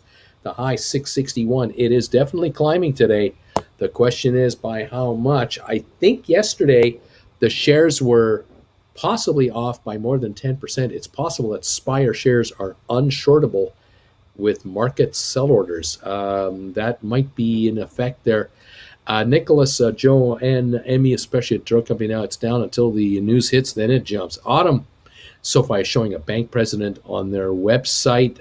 Cheryl, my Matterport puts aren't printing yet. $20 strike expire April. Drops. Rats should have bought more Spire at the bell. Spire 654 right now. And SoFi 1676 up 13. Rocket Lab back over 15 again. 1507. Will Rocket Lab take off with a $2 or $3 gain today, or is it just going to have a $1 gain only and barely hold this? I do not know. GameStop up $1.80. Matterport at 1903 up 77 cents. 662, 664 on Spire, 652. We're jumping around dimes now on Spire. There's activity happening here. Is there a war beginning to brew between the longs and the shorts on Spire? Will the Wall Street Bets crowd come into the Spire stock cheap down here and buy it all up? Will they take millions of shares off the street in the 6 to 7, 8 range, screwing up these shorters? This will be an interesting battle. Autumn, I see that as well, says Birdie. Austin, options noob here, was excited to see Spire up today, and I thought the option I bought yesterday would follow suit, but not yet. Early, my friend, hang in there. Spire's up to 659, says Mr. Seneca. Cheddar Stacks FS is saying, I gambled in August with a Goldman Sachs call. Strike 580. Expired June 17th. I paid $232 and I'm down about 50%. But who knows what happens until June? Well, that's next year, June. You got a long time here. Cheddar, Austin, you probably bought an option with a high IV. That might be the issue. Right now, Spire 652 up 33 cents. Smart Rent unchanged, 1257. Matterport 1912 going through 1919 on Matterport up 93. Your Matterport is on the move again, going for 20. GameStop up 265. SoFi 1680 up 17 cents, and Rocket Lab 1504. We definitely have some movement happening here on some of our stocks. More continued buying coming in. ATIP up 4, Sextera up 14. AMC up 95, Robinhood up 11, Vanek up 4, Home Depot up 670, IBM up 15 cents, Dow is up 429 now, 438 on the Dow, moving higher. Microsoft up $1.70, Apple up $1.50, Tesla up $4. We got the market on the move, you guys. The big board is getting stronger. 1510 on Rocket Lab right now, 1920 on Matterport, 653 on your Spire today. There you go. MTTR is jumping. It's surging. My options, yay, they aren't the gateway to debt after all. Matterport is going nothing burger. You should pattern that. Nothing burger, baby. We got Matterport 1921 up 95 cents. Coming up for going for a $20 print here. Looking good. You guys get ready. Those of you who have Matterport shares, get ready. You might be writing Matterport contracts not too far from now. Just kind of keep an eye on it. Just let's see. Spire 657 up 38 cents. Still cheap to buy. The question is, will it go to 10 to 12 between now and next Friday? It could do it. It could go to 15 easily. You catch these guys with their pants down, and their pants are down right now. These guys could be in big trouble. Let's see what happens. Happy Pappy, the option chain info you showed last week that referred someone was trying to keep Spire under 750 by next week. Spire, it'd be a good idea to piggyback them and write 750 calls. I would not write 750 calls. I would not be writing any calls against the Spire whatsoever. No, I wouldn't. I'd write puts. I would write puts, but not write calls. Woohoo, Matterport, 1928, up $1.02. 1680 on Sofi. Uncle Bruce, that's just a suggestion that instead of mentioning Wall Street Bets crowd, maybe say the Reddit crowd instead. Wall Street Bets has been essentially dead since it got taken over in January. The Reddit crowd. There we go. P.S. It's curious. I have one $30 Matterport call. It's up 150% on one volume. Kind of weird. It's weird. The Credit Savage. Uncle Bruce, you called it yet again. My $20 Rocket Lab puts I sold for January 22 are up. I also did not write any Matterport contracts yesterday, and those Spire 750 April calls I placed a bid for $1 are up. Bless you. Way to go, Credit Savage. That's what I want to hear, folks. You guys are making money. That's what I want to hear. You are making money, taking advantage of this market. 1934 on Matterport, going higher. Rocket Lab, 1506, going higher.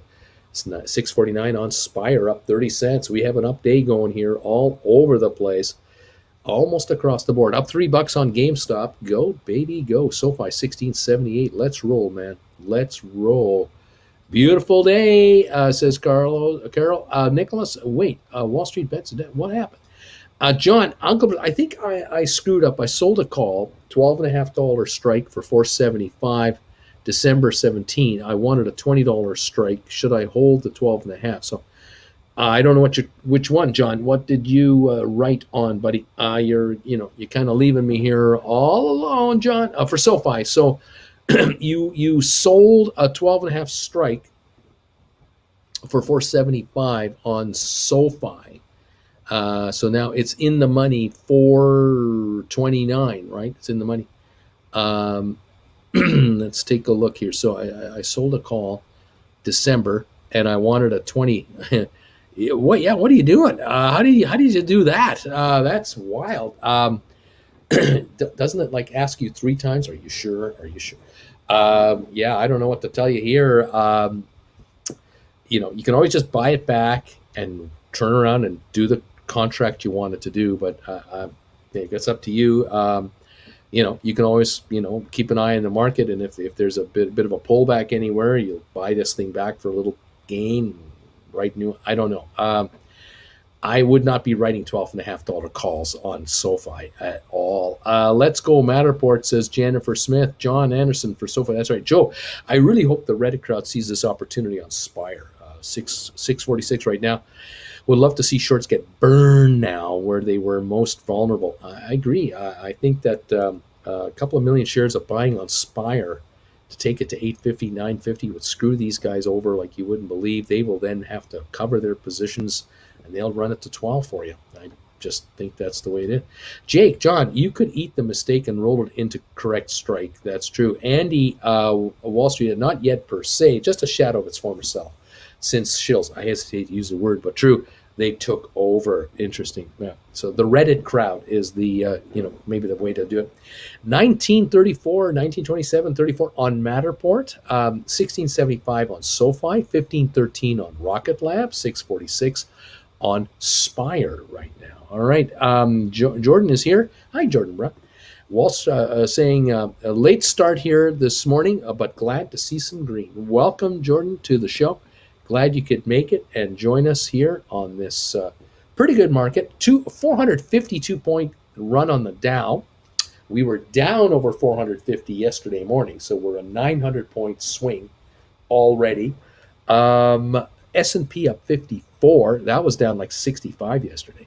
And NASDAQ up 192. It was down over 200 yesterday. So we've come a long way on this market in less than 24 hours. There is some serious money coming in here. It's a good sign. Nelson, I'm willing to buy 100 more shares of Spire. Who's with me? Diluted Dante, thank you for this 2 British sterling donation. Average Spire down to 725 from over 11 last week. Well done, buddy. Well done. 642. We're coming on.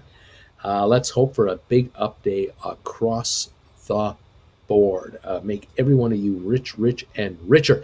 Mr. V, morning, Uncle Bruce. What should we do with the ATIP $15 calls? They expire in November. They're kind of worthless. Just let it ride. You haven't got much choice. You got to let those ride. You got to take a look at SPY. You got to look at ATIP contracts for next spring and you got to look at 250s or fives if you're going to do any options. Otherwise, just buy the stock. Jake, John Anderson, the ask price on that 12.5 call is 475. Buy it back for 465 and get a sandwich with the profits. There you go. There you go. Helpful, friendly advice. 1520 on Rocket Lab. At the moment, the high of the day, 1548. Looking for Rocket Lab to hit new highs. That would be lovely. Love to see Rocket Lab over 16.5 today. Really good positive news coming out of Rocket Lab almost all the time. Contract after contract after contract. Those of you who didn't see this earlier today, I was showing off some photos here. This is the Rocket Lab assembly factory. They can crank out a new rocket every 20 days. Every 3 weeks, they can create a new rocket. These guys are a machine. They're getting faster. Even Captain Kirk likes these rockets. He's got his autograph on them too.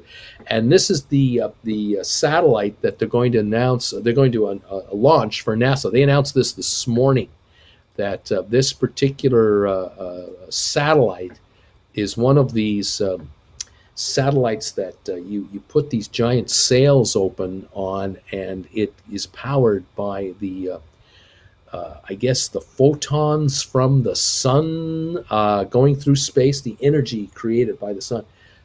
In effect, it's like a giant sail, and these can go into deep, deep space. Most interesting how these can be, how these can move out into the deep, deep stellar space. So, yeah, Rocket Lab is on a roll. They have done all kinds of launches for all kinds of agencies. They are signing up agency after agency after agency worldwide. These guys, they know what they're doing. The Rocket Lab shares slowly but surely are being recognized by Wall Street as a winner. This is not a celebrity-driven company at all. This is not Mr. Bezos's company or Richard Branson's space company. This is a company that just makes money. They just concentrate on orbiting, shooting up low Earth orbits satellites, and now deeper space satellites. They're signing contracts with all kinds of government agencies, including NASA. They just signed up for a mission to Mars for some other work. These guys are the real deal. And 1542 on the stock, up $1.43. The high of the day, 1548. We're approaching the high of the day on your Rocket Lab as we speak. Sofi 1675, up 13 cents. GameStop up 261 to 173.68. Matterport now holding 1925, up 99 cents. 23andMe has turned positive. It's turned it around. We're back up 1 penny from being down about 14-15 cents. SmartRent has turned it around. It's up a quarter to 12.82. It's gone positive. Spire at 641 is positive 22 cents. It's been as high as 664. See if it's got more legs to it. ATIP up 7 cents to 359. Sextera up 9 cents, 877. Every single former SPAC that I cover, including GameStop, are all in the green today. Every one of them is up. AMC is up 89. Robinhood up 19. Bannock up 443. Home Depot up 742. IBM up 22 cents. The Dow up 482. Going for a 500-point print. Microsoft up 229. Apple up $1.85. Tesla up $5. We're all green, green, green. Bed Bath & Beyond up 47. BlackBerry up 26. It's all green everywhere. Looking good. Looking good. A Royal Caribbean down 22, just like I like it down. As I figured it'll go lower. Goldman up 646. Got a good day going, guys. The markets are flying here. Hope you're making money today. 1520 now, 1565 on Rocket Lab. 1565, new high for your Rocket Lab shares. Just broke. 1569 now on Rocket Lab. 1569. Those puts you folks wrote, those $20 puts for January are plummeting now. You're getting richer. 1572. This stock is going higher. And let it go. Let's let it go. Let's let it go. 1675 on Sofi, up 13. GameStop up 261. Matterport up 99. ME up a penny. SmartRent up a quarter. Spire up 22. Go, stocks, go. That's all I have to say about that. Lovely. Lovely. Yes. Thank you all for being here. Let's see. Nicholas, Mr. V, maybe you can roll them into 20s for next May. Rocket Lab says, Adventure Duncan, check it out. It'll cost less to just buy the May call. Drop, just say Solar Winds. It's easier to remember. Nielsen, Uncle B, keep talking about Rocket Lab. It's going up. I'm trying, Jake, says John. Jake, John, if you really want out and fast, I bet it'll fill at 470. Bama Babe, everything is showing up green. That's right. Nicholas, ME Technical best kind of green. Everything is coming up. Millhouse. Nielsen says, neat. So much green, says Papa Gamer. 1578 now. Up $1.83 on your Rocket Lab, kids. 1580 range on your Rocket Lab. Go, baby, go. Volume now is 2.8 million shares. This stock has got to get discovered by the Wall Street crowd, the big boys, and it'll go to $30 a share. Look out. SoFi, 1674. GameStop, 173.59. Matterport, 1920. ME at 801. Smart Rent up 12 cents. And Spire, 632. We need a break on Spire. We're up 7.5 on ATIP. We're up 11 on Sextera. It's a green market. The Dow's up 498 points right now. Looking for the 500 print. 1575 on Rocket Lab. Going higher. Yes, it is. There you go. I just got some more Spire on that dip just now. Score this stuff, kids. This is good stuff. Oh, yes. Love it when I see stocks go up like they're supposed to go up. It's kind of a nice change of pace, don't you think, compared to yesterday? Just a little different than yesterday's crazy market. Man, oh man. Here we go. Let's see. Let's go. Here we go. Word of caution on to all. Rocket Lab filed its S1 on September 24. They also filed something called an S1A on October 1. That usually means they're closer to the pipe unlock. If you're green on Rocket Lab, please take a profit, then buy back later next week. Nelson Family Garden, 2,100,100 LFG. I don't know what that means. Remember, keep this in mind too, that Rocket Lab stock might be releasable, but I think it's got to break 20 and maybe 25 a share for at least a month or two. It has to trade up over a certain price for a certain amount of time before any stock can be released. Which of course means for you guys, this stock could reach 20, 25 a share and you won't see any releases against you. Even with that, if there's enough demand for Rocket Lab stock, first of all, those who have the stock aren't going to sell it even though they would be allowed to because they're greedy. It's kind of like they might turn around and be option writers and not sell any stock, just like you guys. There's no guarantee that stock will come available just because it can't. There is no law saying people must sell stock. No law, none. So we'll watch for that. All right.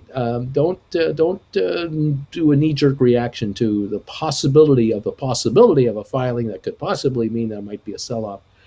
No guarantee. Now, obviously, if you buy 10 shares or 10 contracts of Rocket Lab, and they go way up for you in value, and you sell 5 of them to take all your money off the table, is there something wrong with that? There's nothing wrong with that. That's a good move too, okay?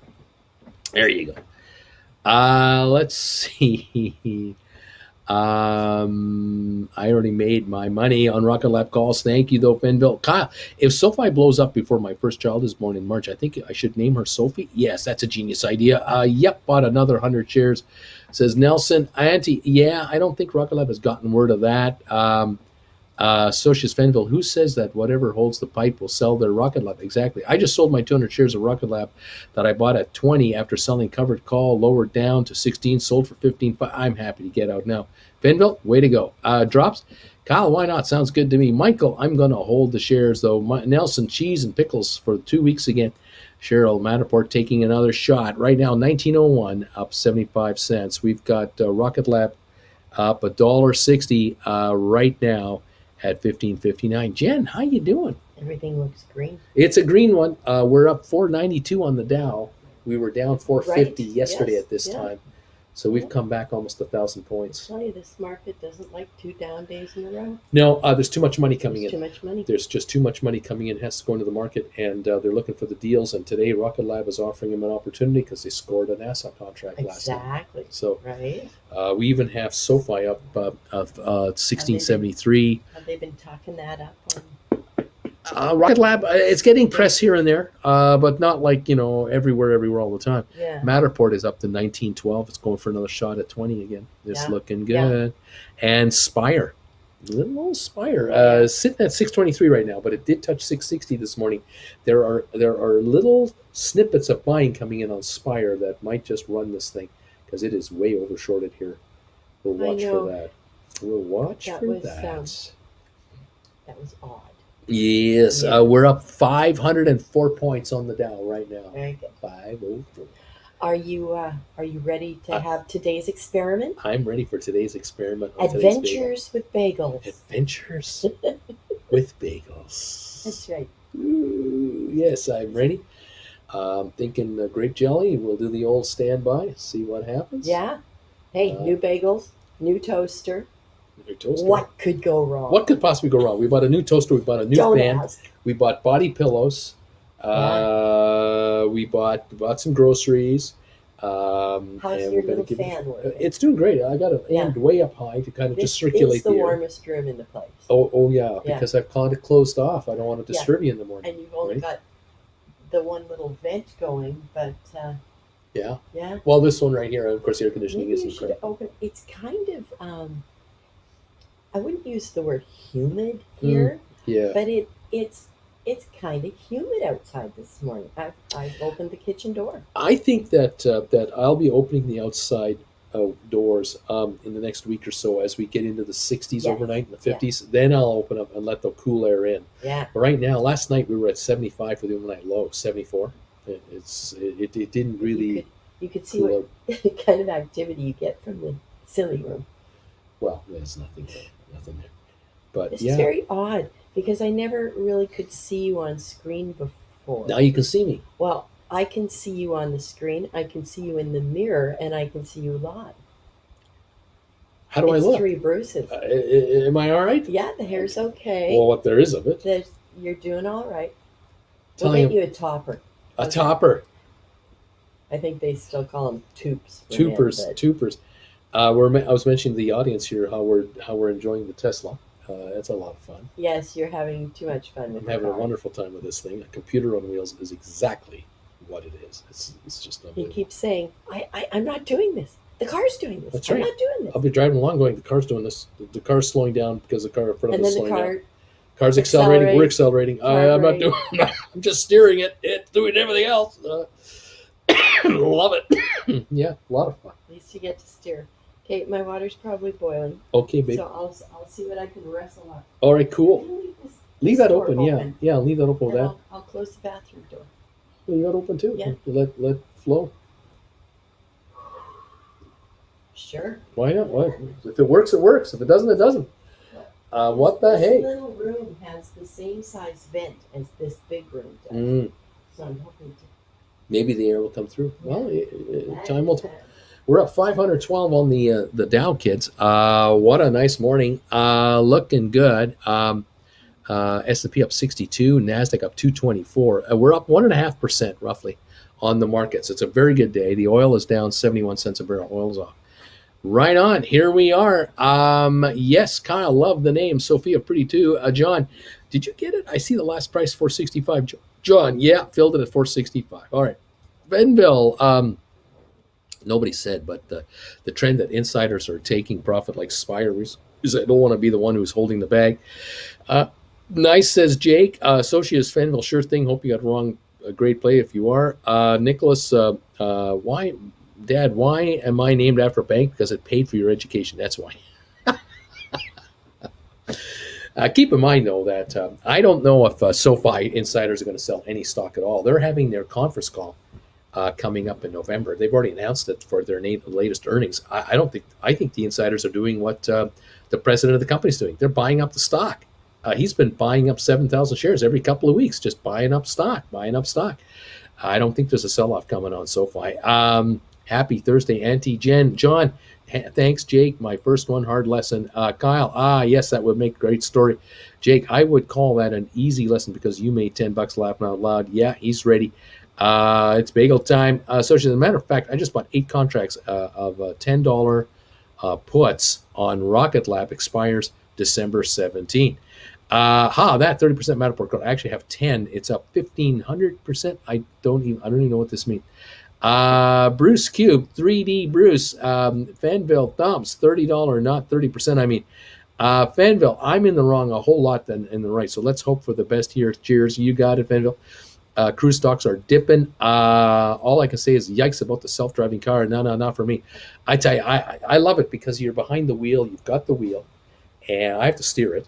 I got my feet on the pedals. I can make it move. I can take over any moment I want. And this car gives me plenty of warning. It starts to slow down. I go, why is it slowing down? The cars way up there are slowing down. So we're starting to slow down. It's so intuitive. It's an incredible machine. Cameras all around it, from above, behind, the side, behind, forward. Unbelievable. Love this car. Very impressed. Very, very impressed. So she's then, well, my average around 10%, so $10, so I'm not too worried. Andy, I like driving my car and I like to be in control. Nielsen, yesterday I looked like a horror story in my portfolio. We'll fight the good fight for these days. John, I'm more concerned about self-driving semi-trucks. There you go, Finville. Yes, sir, the red day is not fun for anybody. Jake, Bruce, I don't even like cars that shift gears automatically. If Spire dips again, I'll have even more. Spire, 626, up 7 cents. Smart Rent up 7 cents. ME down 7. Matterport up 86 to 1912. GameStop up $1.31. Sofi up a dime to 16.72. Rocket Lab up $1.78 to 15.78. New high. Right now, we just touched 1584 a little while ago. We're hitting new highs. The Dow up 530, going higher. S&P up 64, NASDAQ up 229. Laugh out loud, right, John? Says Andy Unglers, I meant the day change. Those $10, $30 calls are up 15,000%. Beautiful. Rocket Lab up 12.71%. We're rolling on Rocket Lab. Picked up another 100 Spire, 625. This works for me. Scoop this cheap stock. Uncle Bruce, if you're bearish on a stock and have shares for writing calls, does it make sense to write calls that are deep in the money with the expiration drop below the start? It could be. In theory, if you think a stock is going down, you don't want to give it up, though. So you're sitting on GameStop. You're sitting on GameStop shares, and you think they might go to 150. You can write 150 calls. Write 150s for a month out, 2 months out. Get the premium, the book value plus a fat premium, maybe $40 a share, something like that. If the shares go to 160, they don't even reach 150, but they go back to 160. Those 40s will go to $20. Score the $20 on a $10 drop, make 20. Can be done. It's up to you. Matterport had a great news article to come out this morning about Cushman and Wakefield adopting their services, says Balma Bay. It is a global real estate company. That is a huge property management company, massive. And for Matterport, that is another feather in their cap. Biggest issue with electric cars is most fire departments are not equipped to handle lithium fires. We have no fire issues. Michael, only cover call I haven't bought back is Rocket Lab. 1750 for next Friday. Should I wait for it to get closer or take advantage of the movement and time to roll over into November for a small net credit? There's a good question. You're still out of the money, so there's no hurry yet. 1584, 1585. It's at the new high of the day right now, but it's not in the money. Look, you can, you are in control here. You are the boss. I like the idea of waiting it out. 1590 though on Rocket Lab. I'd wait it out. Dare the stock to take you out, or dare the stock to go to 17 between now and next Friday or tomorrow. If you have to do a rollover, wait for the shares to go higher and then do the rollover. I wouldn't budge right now. Looking good though. John, which 30 Matterport calls are you talking about? I don't know what's going on. People are wondering what he's doing. 1580 on Rocket Lab right now. Sofi 1672. GameStop up 58 cents only. Matterport 1922 up 97. 23andMe down 8. Smart Rent up 8. Spire at 627 up 8. ATIP up 6 cents, let's say. Sixtera up 11 cents. AMC up 33. Robinhood up 5, make it 9. Vanek is doing well, up 547 to 259. Home Depot up 755. IBM is down 73 cents, by the way. The Dow up 537 points. Really looking good. 539 on the Dow now. Microsoft up 278. Apple up 204. Tesla up 550. Bed Bath & Beyond up 60 cents. BlackBerry up 23. Royal Caribbean down 26. Norwegian down 12. Carnival down 8 cents. Goldman up 8.34 a share at 3.96. Amazon up 55. Facebook up $1.60. Google up $49. Take control of your lives, people. It's in your hands. Beautiful stuff. Very, very interesting what's going on here. Let's see. Buy the dips. Rocket Lab is good. I have a very bullish feeling about October, says Free Thinker Scott. Bama Babe, did you see that Matterport is also being used by Redmond? Wow, Goldman Sachs, new highs, going higher. This market is looking good. Not a problemo on our markets today. We are definitely getting a very good run here, and it is helping our stocks. No ifs, ands, or buts about it. Thank you for the 317 thumbs ups, everybody. Really appreciate it. I'm going to keep moving these markets for you. Let's hit those neat emojis. Let's make this market go higher. Become a member today and help us out. Start using those neat emojis. Hit the thumbs up symbols as well. And where is that zit button? There's the zit button right there. We're having fun here. Zzz, the stocks are going higher, baby. That's what we're talking about here. Let's get it on. Get this market going. I love it. We are definitely moving higher. 535 on the Dow. Matterport 914. Rocket Lab 1560. We're really having a good day here today. We've got Sofi 1672. We're looking for a breakout there. We've got Matterport at 1916. We have Spire 631 up 12 cents. Looking for Spire to bust out from this low price range. See what's going to happen here. Wow, what a day today. The markets are definitely on a roll. This is for the Bagel Gang. Spend my $200. Majority wins. Rock on, says Adventures with Duncan. Uncle Bruce, what's your favorite stock? I don't have a favorite. I have a bunch of favorites that I cover here, and I like the way they generally are reacting. I think there's a lot of upside here on some of these stocks, a lot of upside, and a lot of opportunity for you folks to write options and make a lot of money off of these. These stocks, a lot of these stocks can literally carry your household and more if you play it right. Check out the lessons on my website for yourself. See if they work for you. Start writing options. Start writing puts, writing calls. Make money on your money. It's available for you. The hedge funds do it. Why can't you? You just do it in a miniature format for yourself, right out of your comfort of your home. Take the market with you on your phone, and you're always in touch and always on top of things. Splatter, that's exactly it. It's time for neat emojis. John, it's probably this one right here. There you go, right there. Time to run this market. 1567 on Rocket Lab. We got as high as 1590. Going to push $16 today on Rocket Lab. Love this. SoFi up 11 cents. GameStop up $1.03. Matterport up 81 now. ME down 7. Smart Rent up 3. And Spire up 14 cents to 633. Looking to see if we can get a real run going here. 526 on the Dow is the gain. 63 on S&P. NASDAQ up 231. Jen, how did it work out? I think you're going to be happy. Well, we got these bagels yesterday. It might even be too toasted. Is there such a thing? We bought the bagels over at Walmart. We were at a super Walmart yesterday here in the desert, and we bought these everything bagels.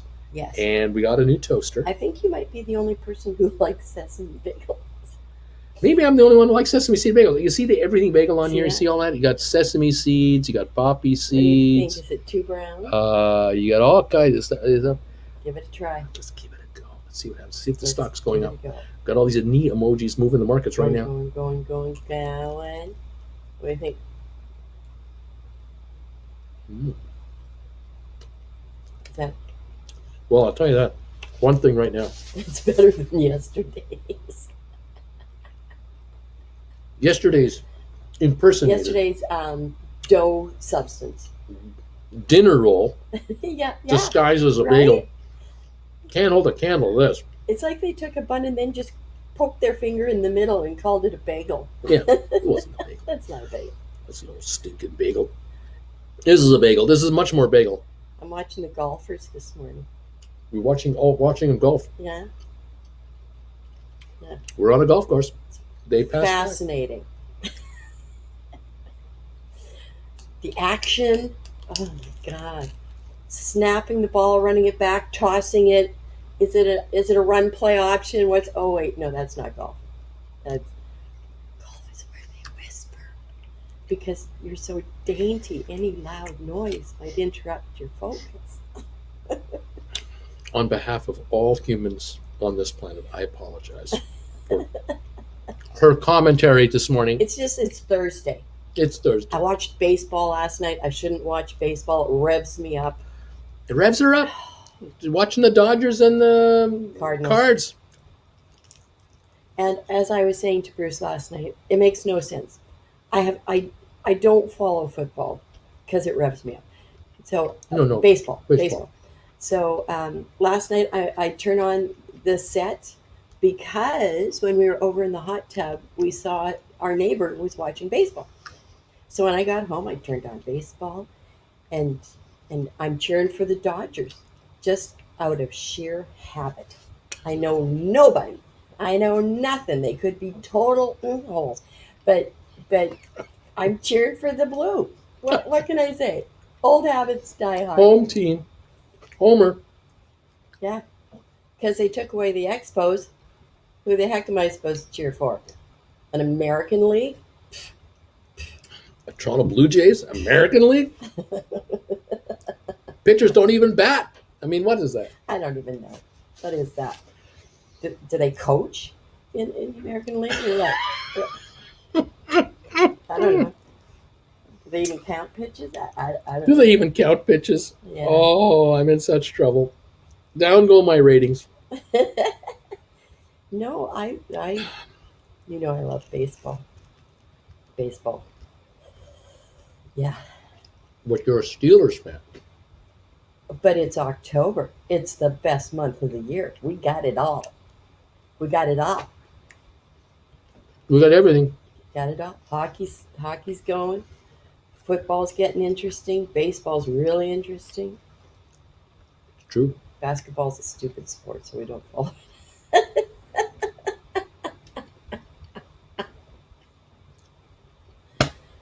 It's lost a bunch more subscribers right there. Jen, you're killing me. I've survived many a bar discussion on basketball. Yeah. Oh my mind. Okay, I'm gonna go out. My water boiled. I made tea. We didn't buy you a kettle yesterday. No, How did we miss that? yeah, I got a pot. No, we got a. I'll just sit in the dark. I can knit in the dark. I can knit in the dark. I'm fine. You think it's easy being me? Yeah. Think again. Okay. So long as you're happy.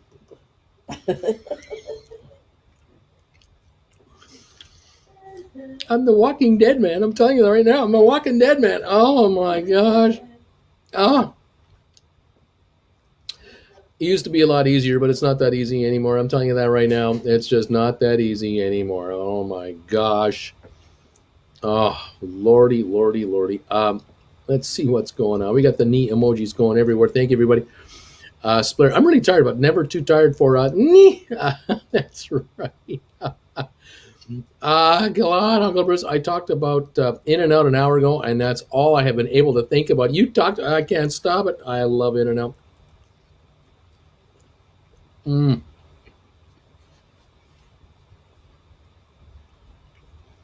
fantastic. I buy the everything bagels. They're my favorites as drops. Angie, they have sesame seed bagels at Publix in-store bakery. I don't think they have Publix out here in California. Mm. You're making me hungry, Uncle Bruce. I'm thinking an hour. It's pizza time for me in Germany. Nielsen sesame bagels are awesome. I have some in my fridge. Oh, well, wait. We're doing grape jelly on everything bagels again? Yep. Jen, what the? What the? Whoa, man. If you're really dead set on a Costco sesame seed bagel, get some plain ones, brush with egg white, dip in sesame seeds, and bake for 5 minutes. Bam! Costco seed bagels. There you go. I love her commentary. Says Auntie, I think I'll make ham, cheese, egg, everything bagel sandwiches this morning. Oh, that sounds good. Jordan Publix. The hardest part about leaving Florida is leaving the pub subs. Public subs. Geo, laugh out loud. Baseball isn't for me. Hockey is back at least. John is laughing. This is the part of the program when we all get hungry. And right on. And he says, golf, a four-letter word, is ruining a perfectly good walk. Nelson, Geo, Frank, oh, yes. And I love Publix, says Andy. Jordan, Andy, I'm going to go around pouting all day now thinking about Publix. Mark is laughing. Oh, my gosh. A deal has been met. Joe, I just saw Jen's upper wrist. Very risque, this arm. Just problem solving over here, but Andy's got to get the stocks up with the bagel fuel. Go Steelers. Jen is Ben done.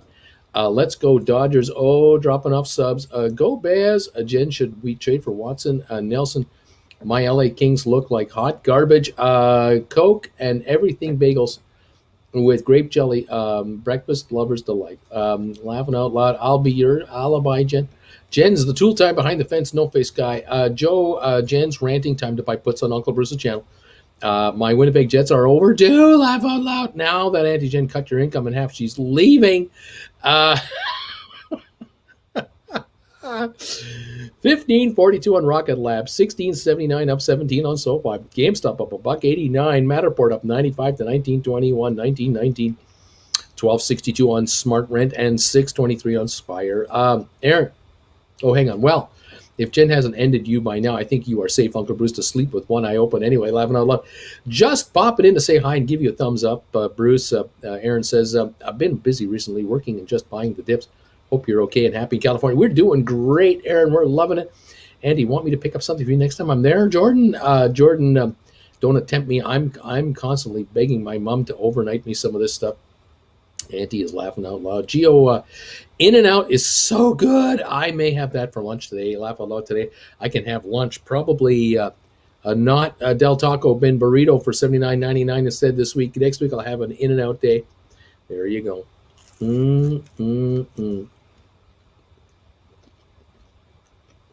Oh boy, so good. Is In-N-Out like Five Guys? No. No. Um, Jen is on the ratings. Jen is on. The ratings have increased. Have you ever tried Fat Burger? Mm-hmm. In-N-Out is like Carl's Jr. No. No. They're all unique. Every place is unique.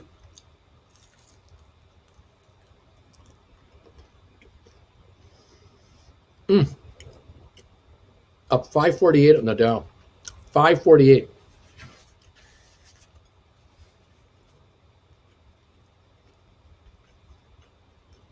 Markets are on a roll.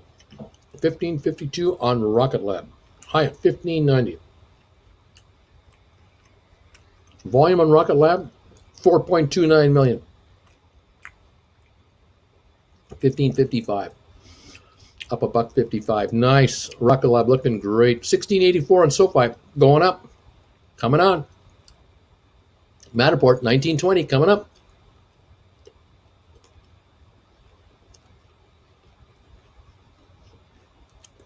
Oh my.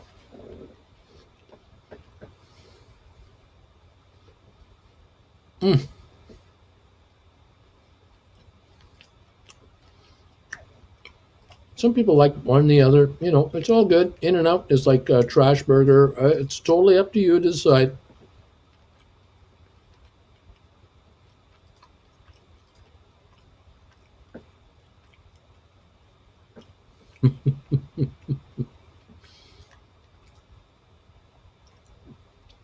Uncle Bruce, Dorel, how you doing, Dorel?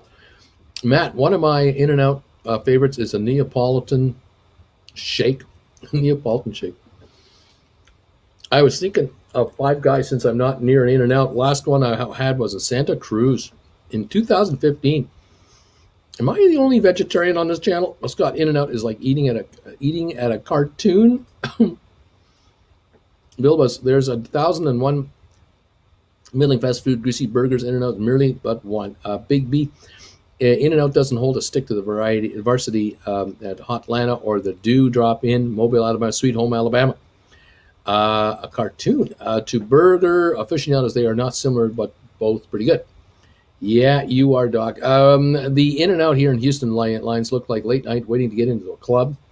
Roll Tide Roll. Do you have Hardee's? I wonder what experiment with apple butter on the bagel would do to our favorites. Yes, we have Hardee's. Santa Cruz, one of my favorite places on earth. Apple butter, because they're pretty much the same. I think. Yeah, Hardee's and Carl's Jr. are quite similar, actually. Yeah, same parent company, I think.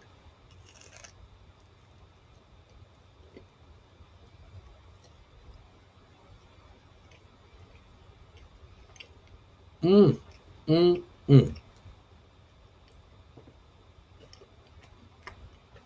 Sofi, 1684. Go! Matterport, 1933. We're hitting a new high here. Getting ready for a new high. 628 on Spire.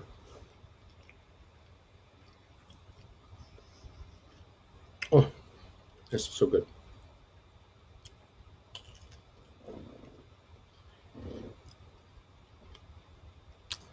Vilbus. You've got a Whataburger handy, you're covered. Never been to a Hardee's? Wow, Hardee's is okay. There you go. Thank you for the thumbs ups. California burgers. I'm not in love with Whataburger either. Spire is drawing somewhat phallic shapes on the Yahoo chart. I like real burgers, says NTPC.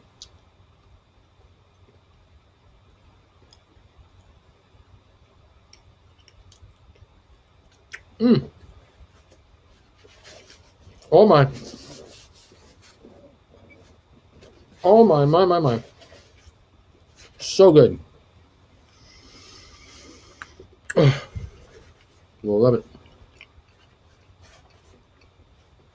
I was much better. The toaster did what it was supposed to do. The bagel was really of a bagel.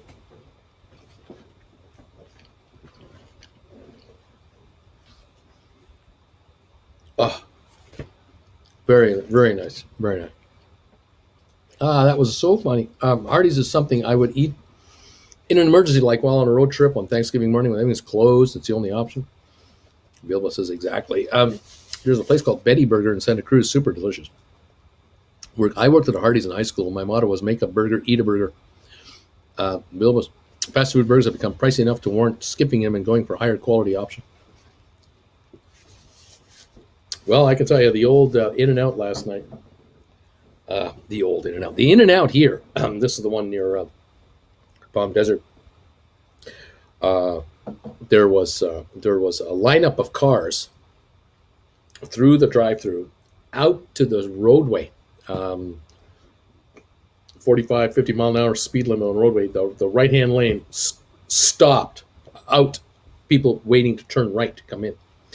Then Jen and I, we wanted to eat inside if that was possible. And we went around the entire blockade there, and drove in to the neighbor's place, which is Carl's Jr., which is kind of a connected driveway. Parking spots everywhere at Carl's Jr. There was maybe 15 people in Carl's Jr. There were like 40 cars trying to order to go at In-N-Out, and then there were cars parked to be inside. And we found our way into the parking lot. We found a spot, no problem. Parked our car, went inside, found a table, no problem. Got in line. There were about 4 people in line inside the location, with a dedicated cashier handling every order. Fantastic. Old school. No computer things. You just talk to a real human being, tell them the way you want it, animal style, or however you like it. Jen and I like our fries extra crispy. We don't like the loosey goosey, just warmed up French fries. We like them cooked. In-N-Out gets it. They have 2 levels of well done fries. Well done or extra crispy, or just regular extra crispy. Oh, love it. Just love it. Takes a little longer, but they do it right. It's pretty darn good, gotta say. You know why they call it Whataburger? Because you'll ask yourself, yuck, what the hell is that burger? So Whataburger, more like Whataburger. Definitely part of what makes it In-N-Out unique is the pricing. Now, gotta say, moms with kids were there, moms and dads with kids, couples, singles, professionals who are working, who are coming in for a quick bite. I mean, it just covered everybody. It services all people. Whataburger, yuck, says John. Because I agree. Uncle Bruce, is that the why you went to the dentist for all the country food? Yeah, that's right. So I could eat well done fries at In-N-Out. That's right. And these bagels, crunchy. Yeah. I'm happy to report I can eat normally. Still have some pain in the mouth, but it's gum line, no longer the root canals or anything like that. It's just my hygienist. That was a week ago, and I'm still recovering from a lot of sensitive areas there. That's the way it goes. Freethinker, on its way out. It's a water burger. Okay. On its way out, it's a water burger. Oh my. What can I say? Double, single, both types of onions, extra toasted bun, all done fries with a side of grilled onions. Ask for spread. They got it all. They got it all. Dr. Walter, Freethinker McJones. Aha. There you go. The water burger. We're at 1567 on the Rocket Lab. 1568, 1571 now, popping up again. High of 1590 today. The Dow up 523, S&P up 62 points, Nasdaq up 236. We're around the 1.5% mark on all these indexes. That much higher. We're up 4 cents on oil right now. We've turned around, got a slight gain. Checkers, their burgers are great. John, burgers with Uncle Bruce laughing out loud. Papa Gamer picked the wrong day to start that diet. That's right. Sofi still at 1684, up 22 cents. 5.6 million volume. The high was 1709 today on the opening, but it didn't hold it. We have Matterport at up $1.02 to 1928. GameStop up $1.48 to 172.55. ME down 13. Smart Rent up 3, and Spire 632 up 13 cents. ATIP up 6 cents. Sextera up 12 cents. AMC up still 89 points, 89 cents. Robinhood down 3 cents. Vanik down up $1. Vanik up 5.31. Home Depot up 7.35. IBM is down 63 cents. Dow is up 5.22. Microsoft up 3.09. Apple up $1.99, Tesla up $4.50. That's where we're at. We're down on Royal Caribbean down 3 cents at $90. Goldman Sachs up $9. Big day, good day. 1561 on Rocket Lab, 29 cents from the high of the day.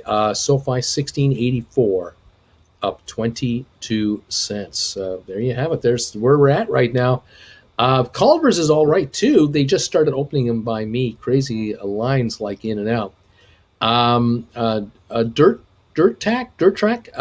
Culver's. I hold 2 Goldman Sachs June 17 $380 calls. Are the November 5 410 calls Too far out and or too low to write for poor man covered calls. They're over double the premiums of the 420s.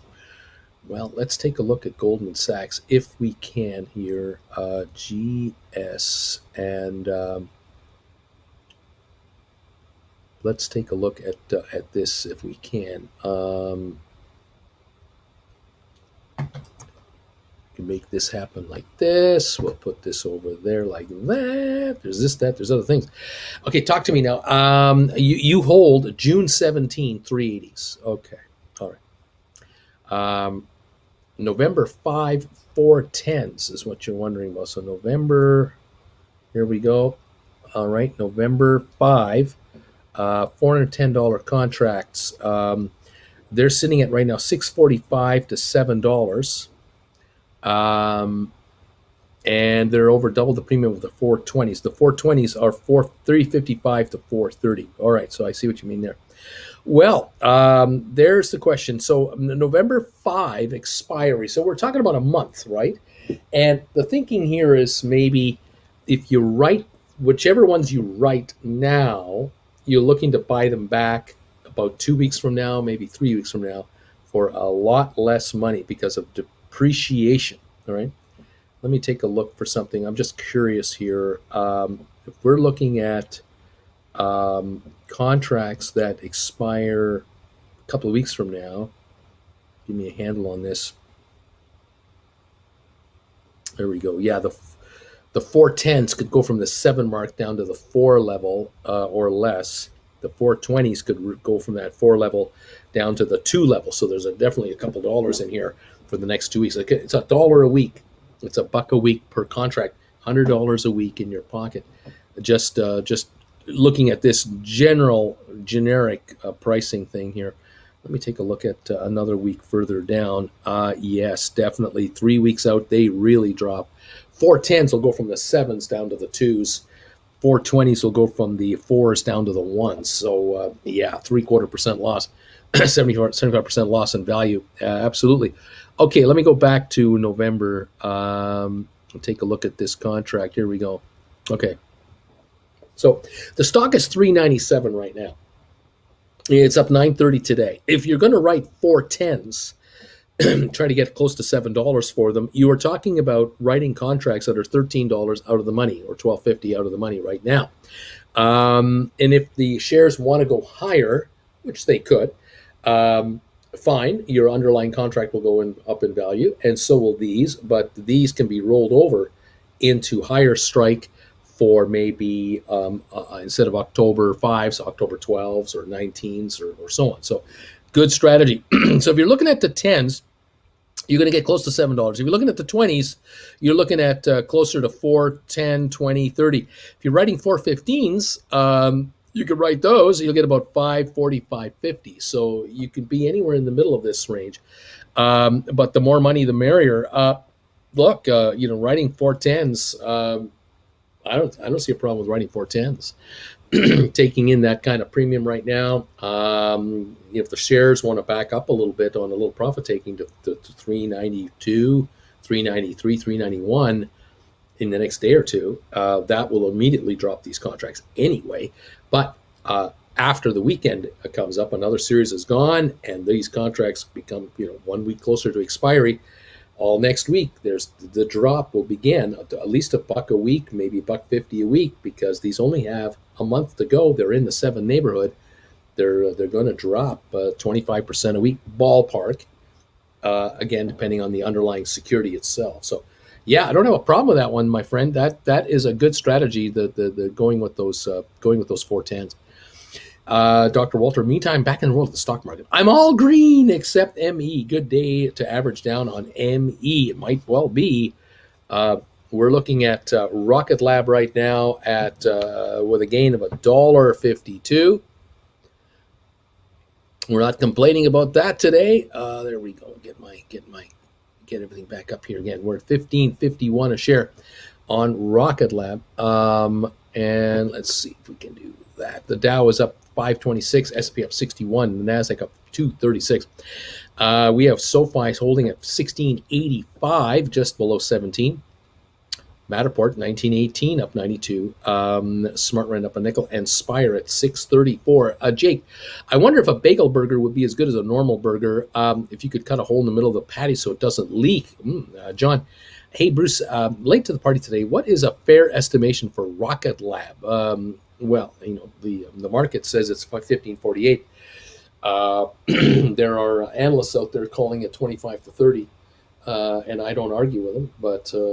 Hey, everybody has their opinion. The market is showing the way with a 144 gain right now. It's been as high as 1591 today. So, John, the stocks, as you know, has been higher than this already and is having a good day today. So, up to you if you want to hang around or not, or get in or not. 4.7 million today traded. That's good volume for this stock. I like it. I like what I see here. Dow was up 536, holding this 500-point gain. No trouble. Just holding it right across the board. Got a solid day going here. No trouble. Up 64 on S&P, up 239 on NASDAQ. Got a good market happening here right now. 1548 on Rocket Lab. Sofi 1688, up a couple more pennies. Pushing 1690 here, trying to get back to that 17 mark. We're up a quarter. Matterport up $1, 1926, coming on again. And watching for Spire, 631, up 12 cents. That's where we're at right now. All righty. Drop says, Jake, I make bagel burgers all the time. All the time I make bagel burgers. Yes, sir. There you go. Cool bean stuff, just cool bean stuff. Fun times in the options market, definitely. Thank you for the thumbs ups today. 356 of them have come in. I appreciate it. We're going to move the markets again. We're going to hit the magic neat button here. Get this market to go higher. Make these stocks get going. Very nice. Question, Uncle Bruce, should I be worried? There's very little volume in any of the contracts for Sextera. I have 2 contracts and 100 shares, not much, but still. I would not be worried, my friend. Not worried. Was there any news that explained the large drop for Spire? Well, we believe what it is, and through watching the filings and what have you, the company came out with a filing report last week, and we believe that what's been going on is a bunch of shorting by a number of aggressive traders who are attacking the stock, and I think that they could be caught naked if this thing starts popping. Dirt, thanks for the walkthrough on the GameStop PMCC, Uncle Bruce. I give the 410s a go, and we'll see where it goes. Right on, Dirt Trek. Thank you for the donation, buddy. Good luck with that. Oscar says, fun. Aspire is my cash cow. Can't wait till the shorters are done this week, says Bobster. Abram, Goldman Sachs third quarter earnings coming next week, question mark. GameStop on the move, question mark. GameStop on the move, question mark. 365 right now on the gain, 174.72. Looking a little better, 174.90 now. Jinx. Let's see what happens. We're up to 174.90 on GameStop. Rocket Lab 1535, Sofi 1684.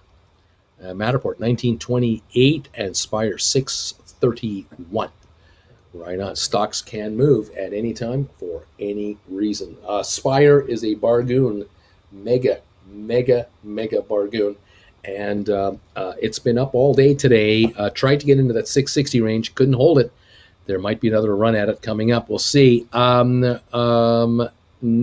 Max, no MA site. Toki Dog, I have 45 $10 strike calls on COXD for January, and I would say that was a very bad buy for me at 170 a couple of months back. Those are gone. We'll see. Dr. Walter, great minds, Auntie. Great minds think alike. Fools seldom differ. That's the old expression. 1545 on Rocket Lab. And GameStop, 173.78, not going anywhere. SoFi, 1680, not going anywhere. Matterport, 1932, trying. 632 on Spire. There it is.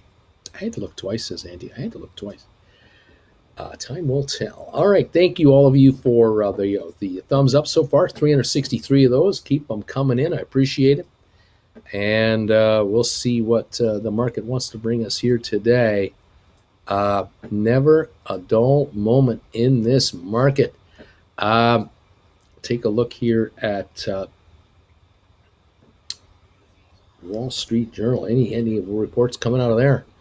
What is going on?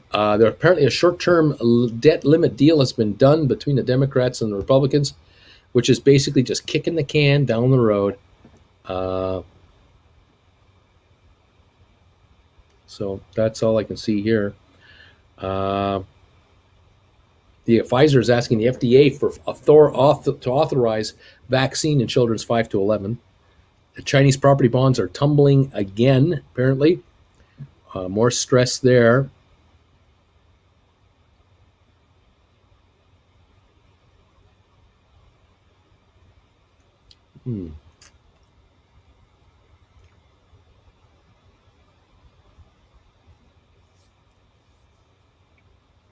Yep, the Dow holding a 533-point gain, S&P up 63, NASDAQ up 238, all 1.5% or so at the moment. Looking very good today.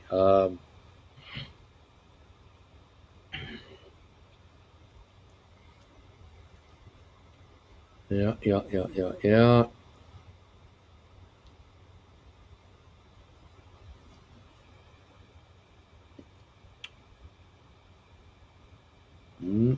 Not much else in the way of business headlines.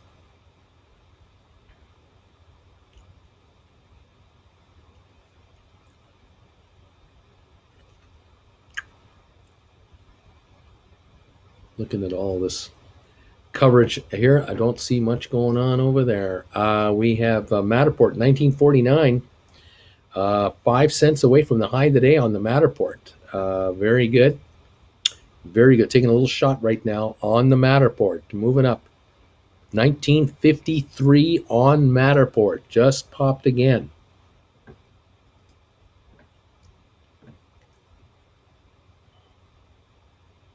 No official news this morning that I can see, but it is definitely higher. All right.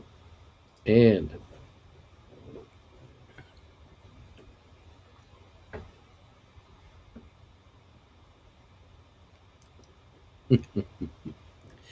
right. Rocket Lab 1539, SoFi 1682 on SoFi, up 20 cents. Just doesn't seem to have the shot, the momentum to break through 17 at the moment. Matterport 1944, 1943, jumping around here.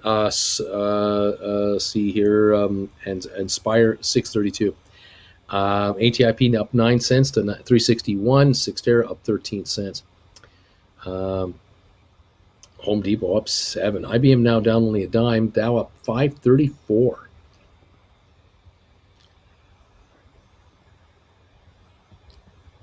This is the show today, kids. This is where we're at. We have a good day going here. It's green. No one stock is completely blowing it out of the ballpark, but Matterport is definitely looking good here. Definitely improving at $19.50 a share, $19.46. Definitely picking up some steam. Hitting its highest level of the day at this point in time. Matterport volume last I saw was 1 million shares. So not even a lot of stock needed to trade today to get Matterport up 120 a share. We're starting to, I get the impression, I think we're going to go for a run to 20. Just get that vibe. We're going for $20. That is okay by me, I'll tell you that.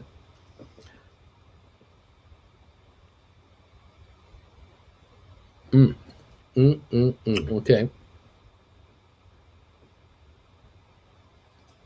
Thank you, everybody, for sticking around and being here today. It's nice to have you here. Not sure what else to report to you on. I don't see a whole lot more going on. We've covered the majority of our, majority of our stories so far. New York Times headlines: Pfizer asks FDA for approval to authorize children 5 to 11 for vaccines. Uh,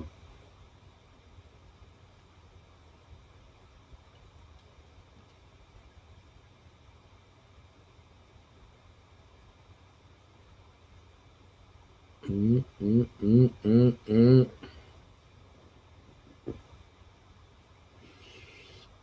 Mm.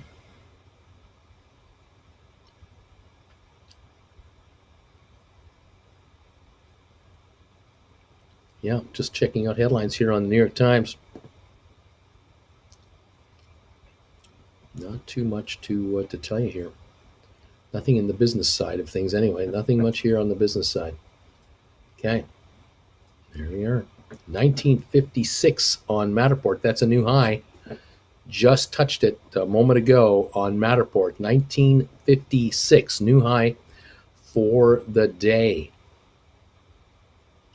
And Rocket Lab holding at 15.42, up $1.42. SoFi 16.86, 14 cents short of $17. And Spire 6.32. It's up, but not a lot. It's just better, but not incredibly better. That's it there. 1953 now on Matterport, 4 cents away from the high of the day right now. Okay. All right. Great being here. Thank you, Adventure Duncan. Rocket Lab looks sweet too, baby. There you go. Go Matterport.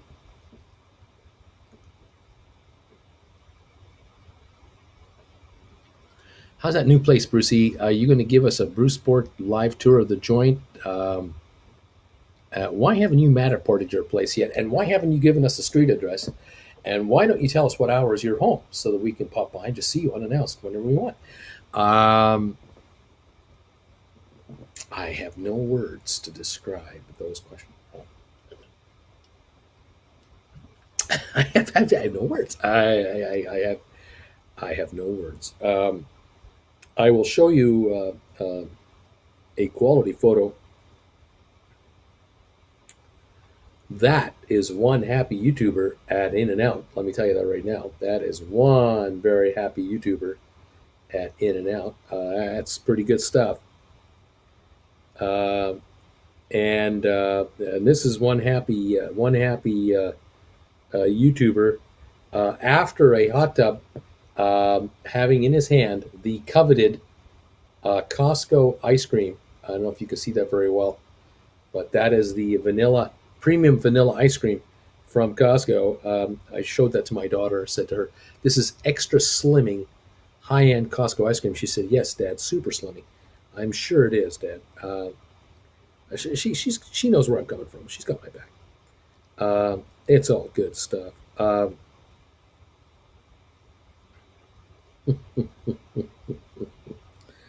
Yes, indeed. We're enjoying life here in the desert. It's quite remarkable, as always. We've always enjoyed it here, and everything is handy nearby, not too long of a drive. Love that. Convenience. Rocket Lab 1549, SoFi 1687, Matterport 1950. The markets are looking just a titch better here and there. We've got a Dow up 520, S&P up 62, and NASDAQ up 236. So there it is. Come on, Inspire. Daddy needs a new car. Laughing out loud. Headline from CNBC: GOP Senator Mitch McConnell offers short-term debt ceiling extension. Dow futures jump 300 points in relief as rally as it appears Congress will avert a government default. There you go. I found the ice cream box in the trash this morning, laughing out loud. For some strange, I'm now craving burgers. Austin, Uncle Bruce, I'm about to start writing covered calls on Pfizer. Finally. Are the dividend dates something I should consider when writing the calls, or do they not make a difference? Well, it depends on just how far out you're going to write the contract for. There's a temporary issue there. If you're writing a contract within 50 cents of the strike price, right at dividend time, that might have an effect. Just keep an eye on the chain, like the option chain, to see what these contracts are going for, depending on how long they are out for and so on. But if you're going to write, say, let's say you write a 1 month or 2 month contract, to get maximum premium in for an out of the money call, then it shouldn't really make much of a difference. What you'll do, of course, is you might find, for example, that you write a contract for, let's say you write one for 250. I'm just picking a number. Say you write one for $2.50. You write a bunch of them, and they're good for two or 3 months, and then a month in or so, an announcement is made on the dividend of the company, the shares, and a record date is announced. That may or may not move the market at all, and it may or may not move your options at all. Then maybe 3 weeks goes by, 4 weeks goes by, and the record date comes and goes. So that means anyone who owns the stock now doesn't get the dividend versus someone who bought it yesterday. You may find that the stocks drop 30, 40 cents a share on that day, on that next day, which is good for your contracts because it brings them down in value because the stock went down in value. That might be possibly the moment you strike, you make your move to buy back the very contracts you've written at a higher price at a much lower price. That could be it. But on the other hand, that might not be it at all. You might be simply buying and selling the contracts, writing and buying them back simply because they are depreciating in value, crapping out, which is what your strategy is. You're finding that writing a 5-week contract or a 4-week contract or a 7-week contract, whatever the one, whatever the timing is, at a set price above the market, is the perfect one to write for you. Gives you the most comfortable vibe, and you're looking for depreciation of the contract. You're just looking for time depreciation to be your friend. So if you're writing a 2 month or a 3 month or 4 month contract, great. If it's a 2-week, 3-week, 4-week, great. Check it out accordingly and figure it out. But you're on the right track, man. You're back. You're here. This is good stuff. Holy cow! I have cookies and cream and cookie and dough ice cream in the freezer box. Oh my god! Matterport, 1952. Who likes my profile pic of my dog? He's a good boy. Congratulations. Let's see. ATIP might get 380 today, but it sure won't hit 381. Well, you might be right. It might not do it. I do, Kyle. You rock, Auntie. Bob's here. I sent my resume to ATIP looking to become the new CEO. Haven't heard a thing, though. Not a thing. Well, that's just how it is. 361 is the stock.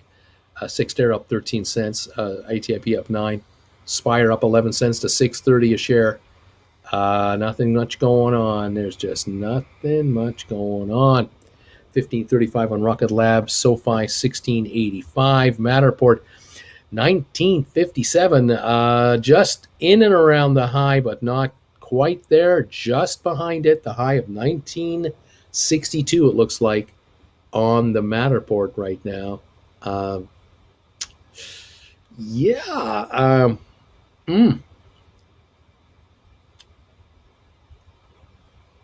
Yeah. Interesting stuff. 1959 on Matterport. 1962, I think, is the high of the day. I could be wrong on that. No, it is. 1962 is the high of the day, 1962, and it's at 1959 right now. There you have it.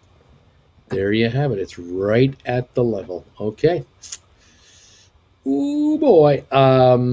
And what number will be a good time to write Matterport covered calls, do you think, Uncle B? Well, if the shares reach 20 today and they just kind of hover there, that's one thing. But if the shares get to $20 a share, then back off to 1950 and then go to 21, that might be a point to sit back and go, hold it a second. We are really catching some drift here.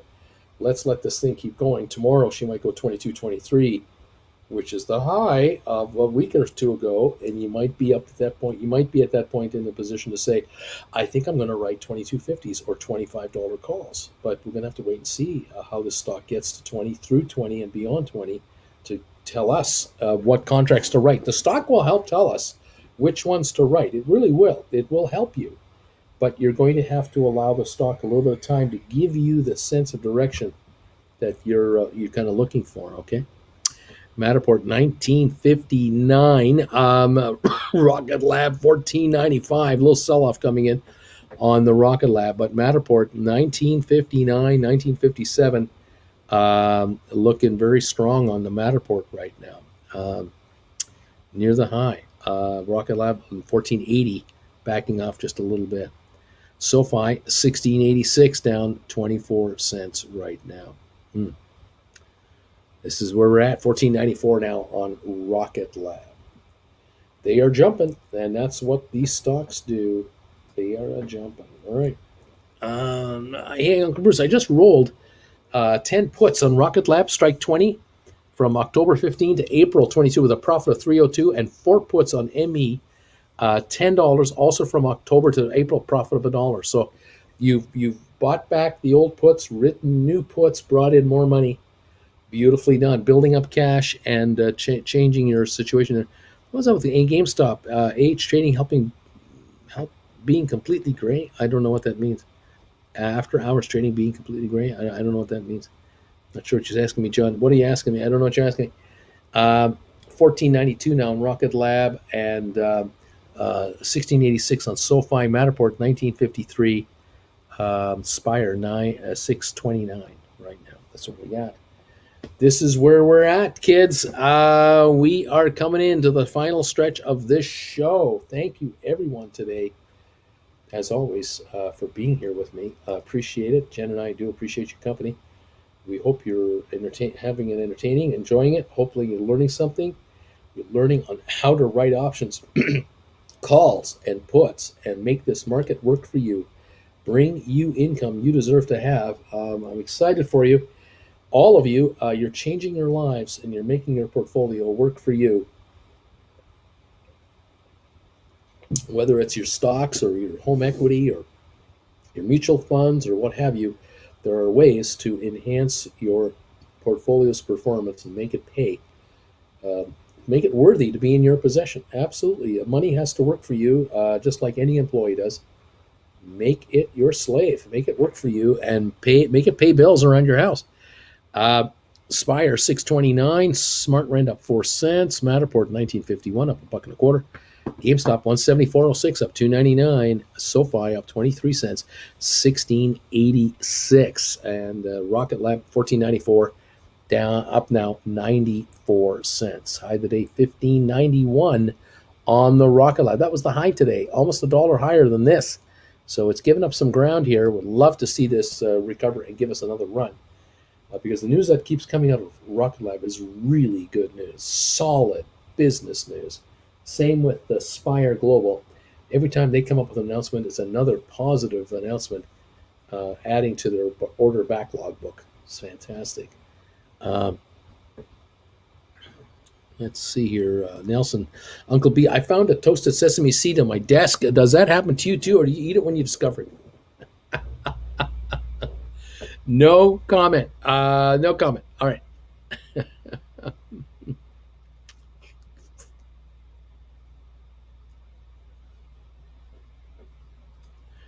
Vash, Bruce, why is it illegal for a company to tell their investors to directly register their shares? I don't know if it is. I don't know if it is or not.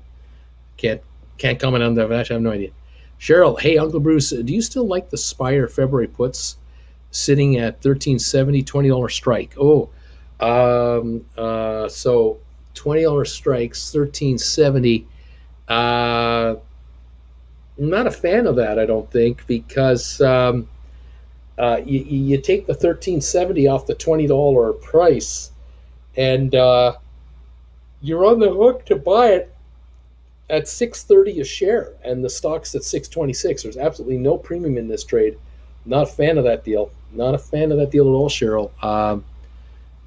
You need upside. If you can write a put on Spire where you can buy the stock for less than $5 net to you, that might be the contract to consider writing. You're gonna have to shop around on that option chain to see which contracts can give you the best deal. Just take the premium you're getting from the exercise price, and that tells you how much you need to cough up for this deal. This one here, 1370, is not. There's nothing in it. There's no upside for you at all. That'd be my take on it. 1497 on Rocket Lab right now. Matterport 1950.51 is where we're at right now. Okay.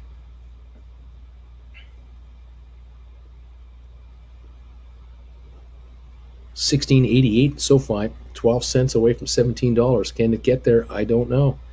Sure would like to see a surge on this stock. I really would. ATIP up 9.5, Sextera up 9, AMC up $1.39, Bannock up 5, Home Depot up 6. Nice run. Up 500 on the Dow, holding it nicely. Yeah.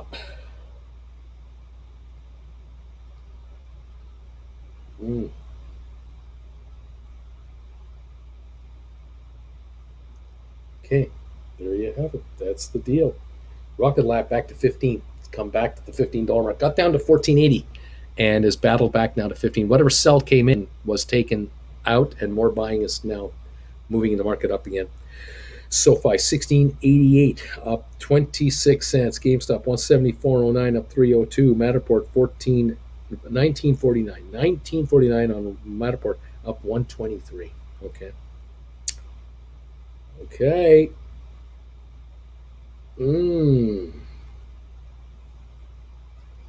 This is the market. Dow is up 499, S&P up 59, NASDAQ up 234. Thank you for 384 thumbs ups today, everybody. Appreciate it. We're going to be back on today at 3 o'clock in the afternoon for the last hour of trading. We'll be here together to watch it close out. Hopefully this momentum will stick around and we'll see even higher gains on our stocks. That would be wunderbar. We'll keep an eye on that together. In the meantime, Rocket Lab now back to 1506, climbing back over 15 and climbing again, which is nice to see, up $1.03. SoFi 1688, Matterport 1951, Spire 624. Come on, man. Come on. Let's get some more movement here. SoFi almost 17. John, at 7:59 last night, GameStop moved 0, but last time wonky behavior happened in after hours trading, GameStop began to power up. John, have a great day, everybody. And the same to you all. 1510 now on Rocket Lab. Definitely improving. 1690 on SoFi. We're within a dime of 17 now on SoFi. It's improving. 174 on GameStop. Matterport 1954, climbing again. High on the Matterport stock, 1962. Very, very good market here. Very good. Okay, there it is. Alrighty, guys, I'm going to pack it in. I'm going to see you at 3 o'clock this afternoon for the last hour of the day. So hang in there. Enjoy this run. We love it when it's green. Absolutely love it with the green. Thank you for your support. Thanks for subscribing. Thanks for becoming members. You're the backbone of this channel. We'll see you at 3 o'clock this afternoon. You hang in there. We'll catch you real soon. Bye for now.